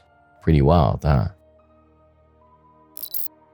The group was attempting to summit Mont Blanc via the standard Gouda route. Their path required a traverse of the Grand Couloir, a natural funnel in the mountain's geography that channels loose rock from the terrain above directly through the crossing zone. The section is known among climbers as the Death Gully. The crossing itself is short. It is also entirely unprotected, with no shelter available to those who must cross it. The couloir's documented record reflects the hazard. Between 1990 and 2017, rescue operations linked to the Grand Couloir numbered in the hundreds. During that same period, in excess of 100 deaths and upward of 200 injuries were attributed to the crossing. Many climbers approaching this section treat it as the most exposed point on the entire route. Not the summit, but this brief traverse. Rockfall frequency in the Grand Couloir is influenced by thermal cycling, freeze-thaw conditions that progressively destabilize loose rock above the couloir, meaning the hazard varies by season and time of day in documented patterns. To limit simultaneous exposure, the group adopted a single-file crossing protocol, one person at a time. Each crossing was completed before the next began. Several members had already completed the traverse without incident. Then, while one climber was in the middle of the crossing, rockfall initiated from above. Stones and boulders descended the couloir at speed. They traveled through the same area she was currently occupying. The area offered no shelter, no viable direction to move, no path that provided cover. She dropped face down onto the slope and pressed herself against the mountain, holding that position. For approximately 2 minutes, rocks continued to descend around her. Some of the debris made contact with her body. She stayed down. Premature movement carried the risk of direct impact from the material still in motion. When the rock fall slowed, she was alive. Disorientation had set in, and getting to her feet proved impossible. Each attempt to stand showed the impacts had compromised her stability. The crossing could not be completed on her own. The group assessed the situation and determined that rescue intervention was required. A helicopter was dispatched to the location. She was airlifted from the mountain. She survived and subsequently recovered. The group's decision to cross one at a time was a mitigation against a specific risk, more than one person being exposed at the same moment. That protocol functioned as designed. Only one climber was in the couloir when the rockfall occurred, but the confirmed incident establishes something the protocol was never designed to address. The hazard itself was not reduced by spacing the crossings. The question the footage raises is not whether crossing one at a time is sound practice. The record supports that it is. The question is what the confirmed rockfall established about the gap between the protocol that manages the number of people exposed and the underlying conditions that determine whether any individual crossing can be completed safely. The 2-minute duration, with debris continuing to fall around a climber who was already stationary and pressed against the slope, is one measure of what that gap looks like in practice.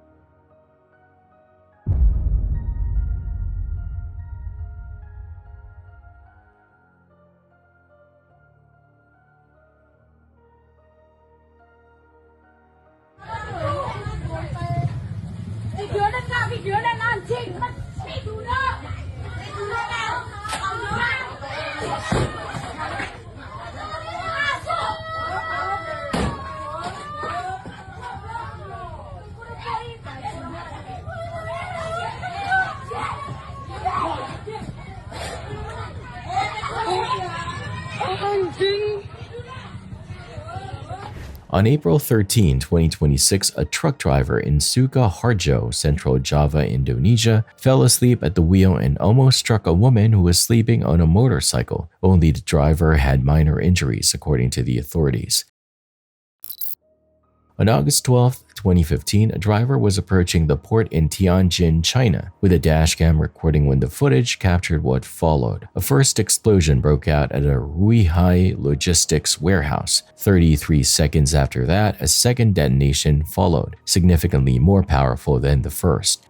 The fireball generated by that second blast expanded across the site, engulfing buildings, vehicles, containers, and the surrounding area. The fires burned for days. Further explosions occurred as the hazardous contents continued to react. Firefighters arrived at the initial fire without complete knowledge of what chemicals the warehouse held. A significant number were positioned at the scene when the second detonation occurred. The confirmed death toll reached 173. Of those, 104 were firefighters. Hundreds of additional people sustained injuries. Hazardous material storage regulations in industrial port facilities are designed in part to ensure that first responders have documented inventory of what is stored, so that emergency response protocols can be calibrated to the specific chemicals present rather than deployed without that information. The warehouse, investigators determined, had held dangerous chemicals in an unlawful and improper manner. Sodium cyanide was among the confirmed materials on site. Ammonium nitrate was also present. According to investigators, the fire's origin was nitrocellulose, a material that had become unstable following loss of its wetting agent. When that fire moved through the storage area, a chain reaction followed that exceeded what the port was equipped to contain. The investigation documented corruption and illegal approvals, together with a prolonged failure to observe safety regulations over an extended period. 49 people received sentences in connection with the incident. Those sentences included executives from the company and officials in government. For Yu Shui Wei, the Weihai Logistics chairman, the sentence was death with suspension of execution. Of the 173 confirmed deaths, 104 were firefighters. The responders who arrived at the initial fire without complete information about the chemicals stored in the warehouse. The investigation confirmed that storage had been unlawful and that the chemical inventory was not available to first responders in a form that could have informed their approach. What the confirmed proportion of firefighter deaths, more than 60% of the total, establishes in relation to that finding is the question the record leaves open. Whether the connection between incomplete disclosure of stored chemicals and the outcome for first responders is reflected in those numbers.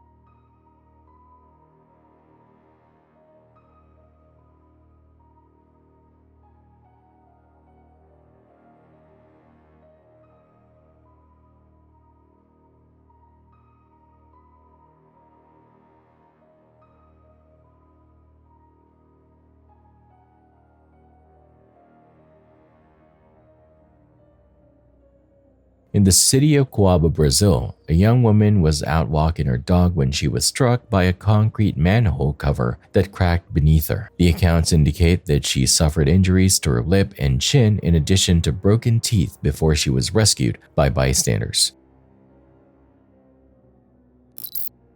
Lauren Coombs is a documented subject who has stated her belief that her house is haunted. Beginning in 2021, she began recording activity occurring in and around her home, believing it to be connected to an unexplained presence. She subsequently posted the resulting footage online, seeking explanations for what the recordings showed.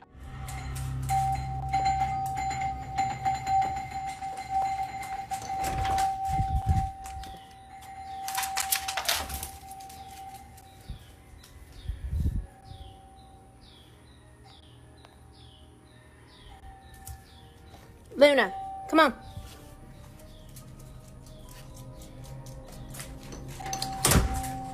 One recording shows a bottle on a counter tipping over. Lauren is not visible touching it. Her cat, based on the footage, does not appear close enough to have displaced it. The cause of the movement is not confirmed. Did you do that?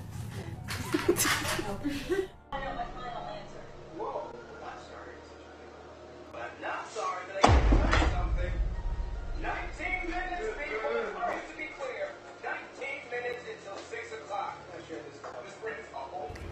So I'm trying to be as calm as possible with all this stuff that is going on in my house. The books fell from that shelf. Thank you, Turtle. These are the books that fell, which is fine. Ignore my nails. I dyed someone's hair. This was one. The other.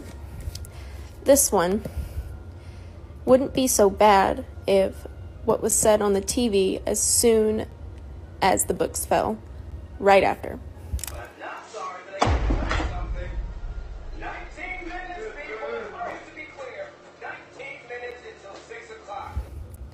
What the shit?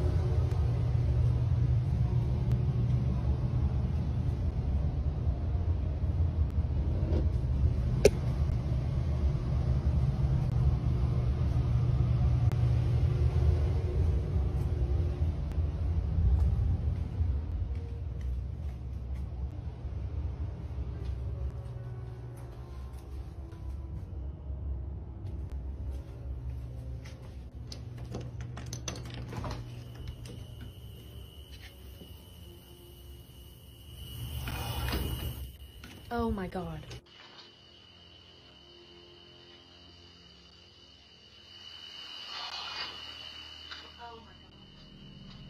According to Lauren's account, while she was seated on the couch at home alone, she experienced a sensation she described as something tugging her hair from behind. When she turned to look, no one was present.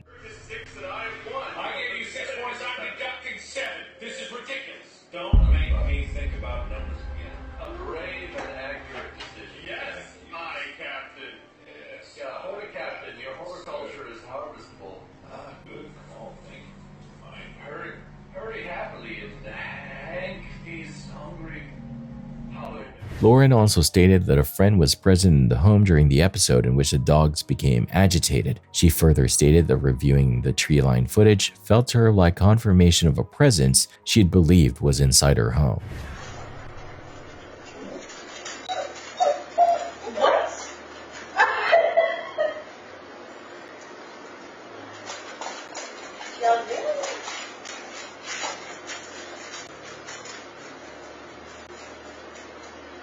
Someone out there, look.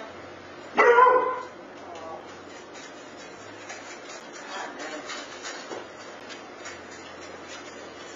the hell?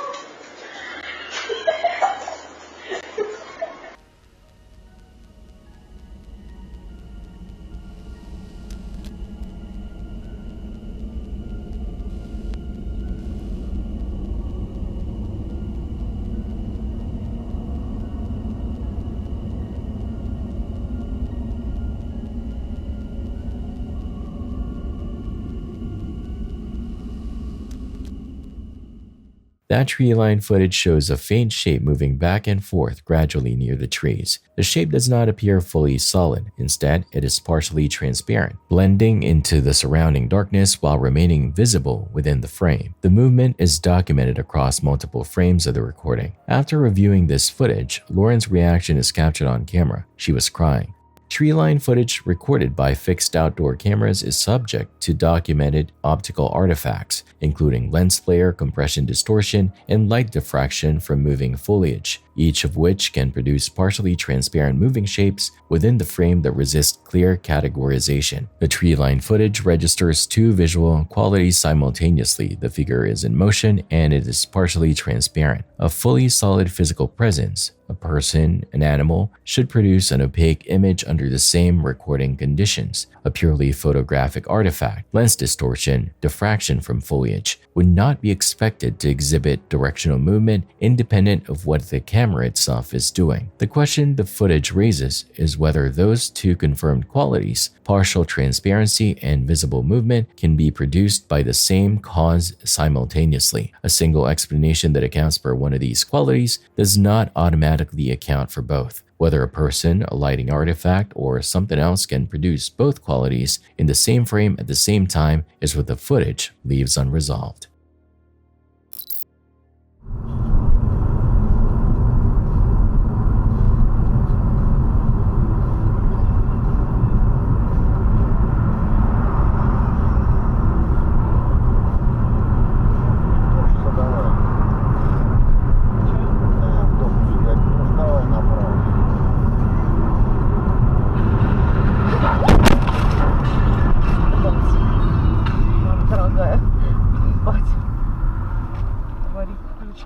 An accident occurred in Russia in the Dmitrov area close to Moscow when a cab driver lost control of his vehicle and debris hit an automobile that was already nearby. According to the reports, there were no injuries involved. On May 23, 2026, Buffalo police officers were driving north on Deschler Street toward Broadway when a situation quickly unfolded in front of them. As they moved through the area, a pedestrian flagged them down and urgently pointed out a man nearby. She told officers that he was responsible for stabbing her boyfriend the day before, on May 22. What's up? Yo! Who? Is that actually him or no? Dude, come here. Dude, don't run from me. Dude. With that information, officers immediately shifted their focus toward the suspect. As they approached, they identified the man as 35-year-old Derek Harris. It didn't take long for them to realize this wasn't going to be a routine encounter. Officers saw that Harris was armed, holding a box cutter in one hand and a pair of scissors in the other. Officer Simonian, who was in the same patrol vehicle as Officer Slupinski, stepped in to confront him. Instead of rushing in, he initially tried to de-escalate the situation, speaking to Harris and attempting to get him to drop the weapons, but Harris refused to comply. When verbal commands didn't work, Officer Simonian drew his department-issued firearm, hoping that would force Harris to surrender. Instead, the situation took a disturbing turn. What's up? Yo! Who? Is that actually him or no? Yo! Drop that shit! Drop that shit! Don't shoot me! Shoot! Get him! Get him! Taser, taser! Get on the ground! Roll over! You're gonna get tased again! God damn it! Roll over! He stabbed me! Roll the over! Stabbed me! Roll over! You're gonna get tased again! For a brief moment, it appeared the situation might be under control. Both officers moved in, trying to restrain and take Harris into custody, but Harris managed to break free from their grip. Still armed, he ran away from the officers and into active traffic on Broadway, creating an even more dangerous situation for everyone in the area. Both officers pursued him into the street, with Harris still holding the weapons and refusing to stop. Officer Simonian fired 2 shots, striking him. I'm killing myself! Roll over! I'm killing myself! I'm killing myself! Need more cars on Broadway! I'm killing myself! God damn it!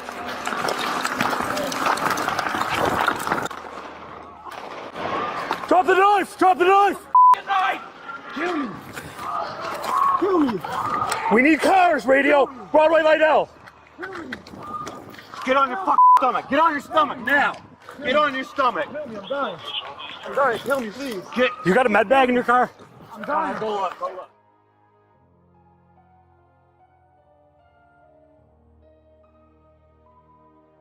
Talk to me. Dude, come here. Don't run up for me. Dude, don't run up for me. Dude, drop the scissors. Shoot me. Drop the scissors. Don't run up for me. Shoot me. Drop the scissors. Don't shoot me. Don't shoot me. Shoot. Get him. Get him. Get on the ground. Roll over. You're gonna get tased again. God damn it. Roll over. He stabbed me. Roll the over. He stabbed me. Roll over. You're gonna get tased again. I'm killing myself. Roll over. I'm killing myself. I'm killing myself. Need more cars on Broadway. I'm killing myself. God damn it.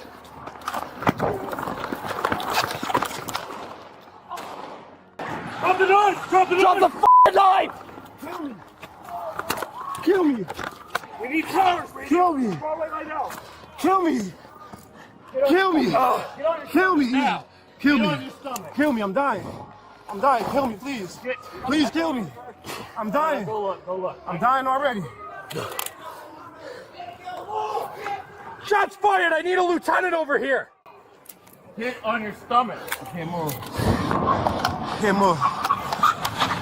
Good? Yeah, we're good. Roll We're him just over. trying to get him in custody.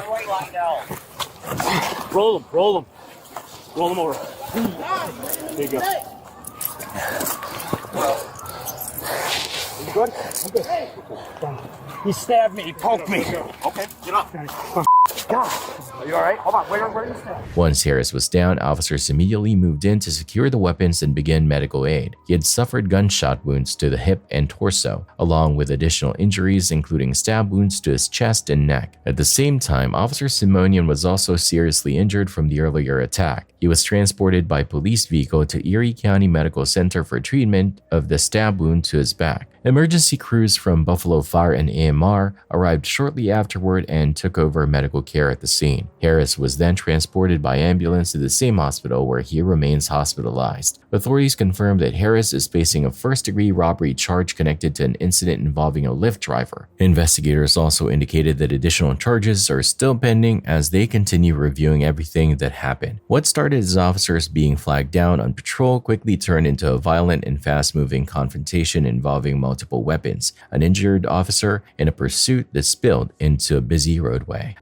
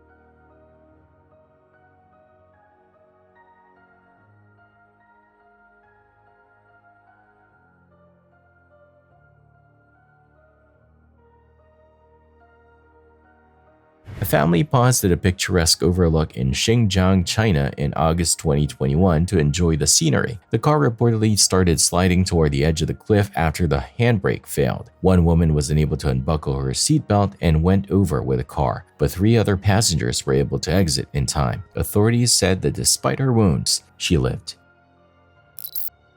During the early hours of April 26, 2008, Austrian police and hospital staff were presented with a medical situation that did not initially resolve into a clear explanation. A young woman named Kirsten, 19 years old, had been brought in unconscious. Her condition was critical, her symptoms severe. With her was Joseph Fritzl, who provided an account of her background. According to Fritzl, Kirsten's mother, his daughter Elizabeth had become involved with a religious cult some years prior, subsequently severing all ties with the family. He stated that Elizabeth had, on occasional separate occasions, left children at his door for him to take care of. Doctors were not persuaded. Police were not either. When investigators asked additional questions, Fritzl repeated elements of the same account. When individual details were challenged, he adjusted them. Elizabeth had been held captive since August 28, 1984. The confinement totaled 24 years. The location was a hidden underground structure constructed directly beneath Fritzl's property, built and maintained by Fritzl over the course of the confinement period. The entrance was not visible from the basement. It was concealed behind shelving units in the basement workshop area, the shelving itself forming part of the visual camouflage. To reach the confined space from the entrance, investigators passed through multiple sequential locked zones, narrow corridor sections, and a series of successive barriers before arriving at the interior. The structure incorporated reinforced doors, electronic locking mechanisms, ventilation systems, and a range of structural modifications that would have required both sustained planning and repeated physical labor to complete. The overall construction indicated preparation that had been undertaken over a significant extended period of time, not improvised in a short interval. Each element, the concealment, the locking mechanisms, the ventilation, represented a deliberate design choice that was necessary for the space to function as it did across more than 2 decades. At the time of discovery, Elizabeth and 3 children were present underground. All 3 had been born within the underground structure and had spent their entire lives there. None of them had any exposure to the outdoors or to direct sunlight during the years of confinement. The physical contents of the underground space included beds, a compact kitchen area, and a bathroom. Items associated with markings of birthdays and holidays were present in the space. The walls of the structure bore evidence of gradual expansion, indicating that the physical boundaries of the space had been extended on multiple occasions over the course of the years. One of the male children had reached a height at which the low ceiling of the underground space forced him to move through it with his upper body bent forward. While Elizabeth and the 3 children remained underground, other children from the same family had been raised at street level. These children were formally registered with relevant authorities. The documentation used to support their registration included letters that Fritzl submitted as having been written by Elizabeth. According to the documented record, those letters had been formulated to convey an impression of voluntary independent living, without providing specific details that could be independently corroborated. Austrian authorities accepted this documentation as the basis for the formal record. Social services processed the paperwork generated by those submissions. Foster arrangements for the children were formally established through the administrative system. At no point during this process was any official inquiry initiated into the underlying pattern that the documentation represented. A woman recorded as having voluntarily cut all family contact was nonetheless repeatedly associated in the record with the arrival of successive infants at the family address, each instance occurring without anyone having directly observed her in person, followed each time by her absence without a confirmed sighting. On multiple occasions during the period of confinement, neighbors reported hearing unusual sounds originating from the basement of Fritzl's property. Fritzl attributed these sounds to plumbing, his stated explanation at the time. The explanation was accepted. During the same period, individuals rented rooms within the house. After Elizabeth was freed and the investigation commenced, DNA testing negated every aspect of the account Fritzl had supplied. His stated explanations shifted progressively during questioning, moving from logistical claims toward characterizations describing the confinement through domestic routine and structured daily life. According to his own statements, he described the period through references to established chores and household routines and to the observance of celebrations. In statements made at trial, Fritzl described his role as necessary. This self-characterization is documented in the trial record. The trial included a substantial period during which jurors were shown recorded testimony from Elizabeth. The volume and content of that testimony required proceedings to be suspended on multiple occasions. Elizabeth subsequently came to court wearing a disguise. She did not speak. Upon seeing her in the courtroom, Fritzl altered his plea. A life sentence was imposed on Joseph Fritzl. The sentence is served within a secured psychiatric unit. Following the conclusion of proceedings, Elizabeth, together with her children, was relocated and given new identities. Medical and psychological care was provided. The children who had spent their lives underground required structured support in learning foundational aspects of existence outside confinement, including basic orientation to physical space and external environments. A television dramatization drawing on aspects of the case was subsequently produced. Social services processed documentation for the children raised above ground based on letters that Fritzl submitted as correspondence from Elizabeth. Those letters were accepted as sufficient to establish a formal administrative record. The pattern underlying that documentation, a woman recorded as having severed family contact, who nonetheless repeatedly appeared in the administrative record only in connection with the arrival of infants, without any confirmed direct sighting of her person, was never the subject of official inquiry. Documentation was processed. Procedure was followed. The question that confirmed a record establishes is whether institutional procedure, when applied without scrutiny of the pattern it is processing, constitutes accountability, or whether the confirmed absence of any inquiry into that pattern represents a gap between what the institution did and what it existed to do. This footage was posted to TikTok by the account Ale Valencia. The uploader's younger sister died in February 2026 following a prolonged illness with cancer. The recording was made during a wake, a memorial held at the family's home. The footage shows a balloon whose movement, as captured on camera, did not appear to drift aimlessly. It came to rest beside the family's younger brother.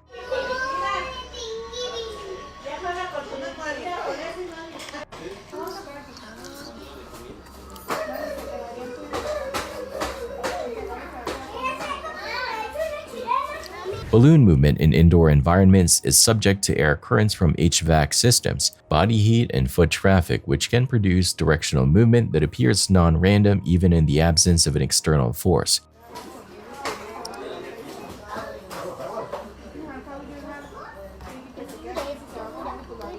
According to their stated interpretation, they believe their sister was present at the wake and saying goodbye. They described the balloons settling beside their younger brother as a final comfort from her. Here's a short clip of someone who appears to be possessed. Yeah, that's what some believe, but maybe, just maybe, this person is under high stress from their exam. Just a thought, but let me know what you think. In Scotland, there is an abandoned housing development known as Clune Park Estate, a place that now sits in ruin, frozen between history and decay. What used to be a working residential community has deteriorated into rows of hollowed structures, shattered windows, and silent streets where no one officially lives anymore. Visitors who pass through often describe the same reaction, an immediate sense of discomfort that's difficult to explain but impossible to ignore. The estate dates back to the early 1920s and was originally constructed to house shipyard workers and their families. For a time, it functioned exactly as intended, a tight residential block full of daily life. But over the decades, occupancy steadily declined. Homes were vacated, maintenance stopped. One by one, buildings fell into disrepair. The documented reasons include economic downturn and unsafe living conditions, but locals have long shared a darker explanation that something about the place drove people away. Drawn by the estate's reputation, two friends decided to explore it after dark, bringing cameras to document whatever they might find. Their plan was simple: walk the grounds, enter a few of the abandoned flats, and record the experience. For nearly an hour, nothing out of the ordinary happens. Only empty rooms, broken fixtures, and wind moving through exposed corridors. Their voices echo through stripped interiors as they move from unit to unit. Then the tone changes.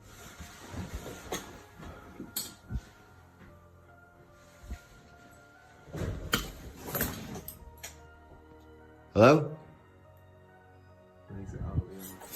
Isn't it?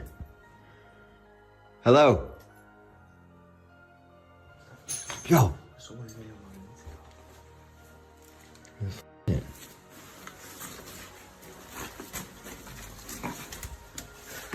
Hello?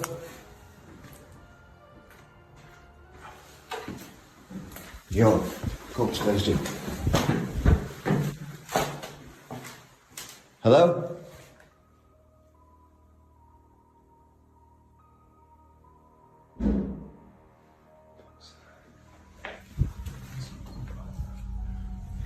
What the f is that?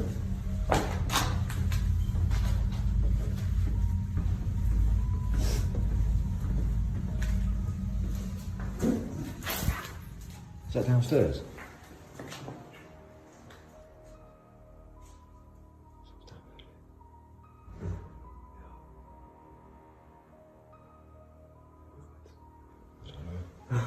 Hello? There's someone down there, bro. How can you open this?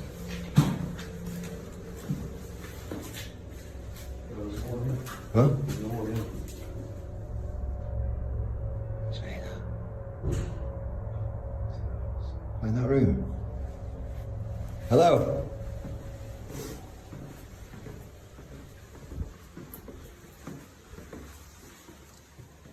Hello? What are we hearing?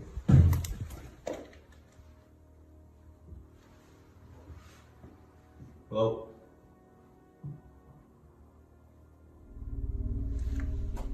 While standing inside a vandalized living room, both men abruptly stop talking. A sudden noise cracks through the silence from somewhere below, sharp, contained, and distinctly indoor. Not wind, not distant debris, something closer. They exchange looks and begin moving toward the stairwell. Following the direction of the sound, their camera light cuts across peeling walls and exposed wiring as they descend. They reach the lower level and find a door partly open. The noise, they're certain, came from inside that room. They push it wider and check. Nothing. No movement, no person, no animal. The space is empty. They state on camera that they had already checked the building perimeter before entering and found no one inside, but the most unsettling detail wasn't noticed in real time. Isn't it? Future in hand. Right, that one's open. Yo. You see movement then? Move the light. Yo. Yo. That. Yo.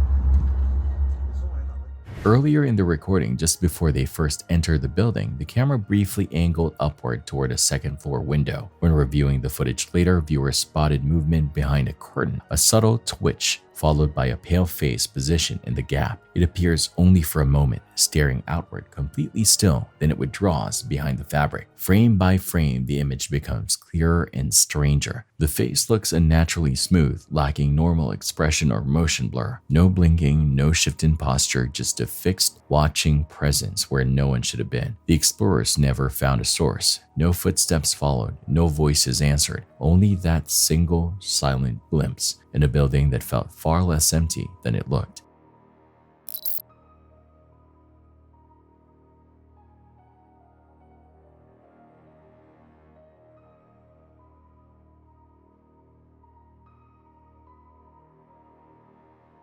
Here, a woman is seen struggling to operate a sizable heavy metal storage rack that is filled with various objects in what appears to be a retail or warehouse setting. The entire structure topples when she pulls it and loses control.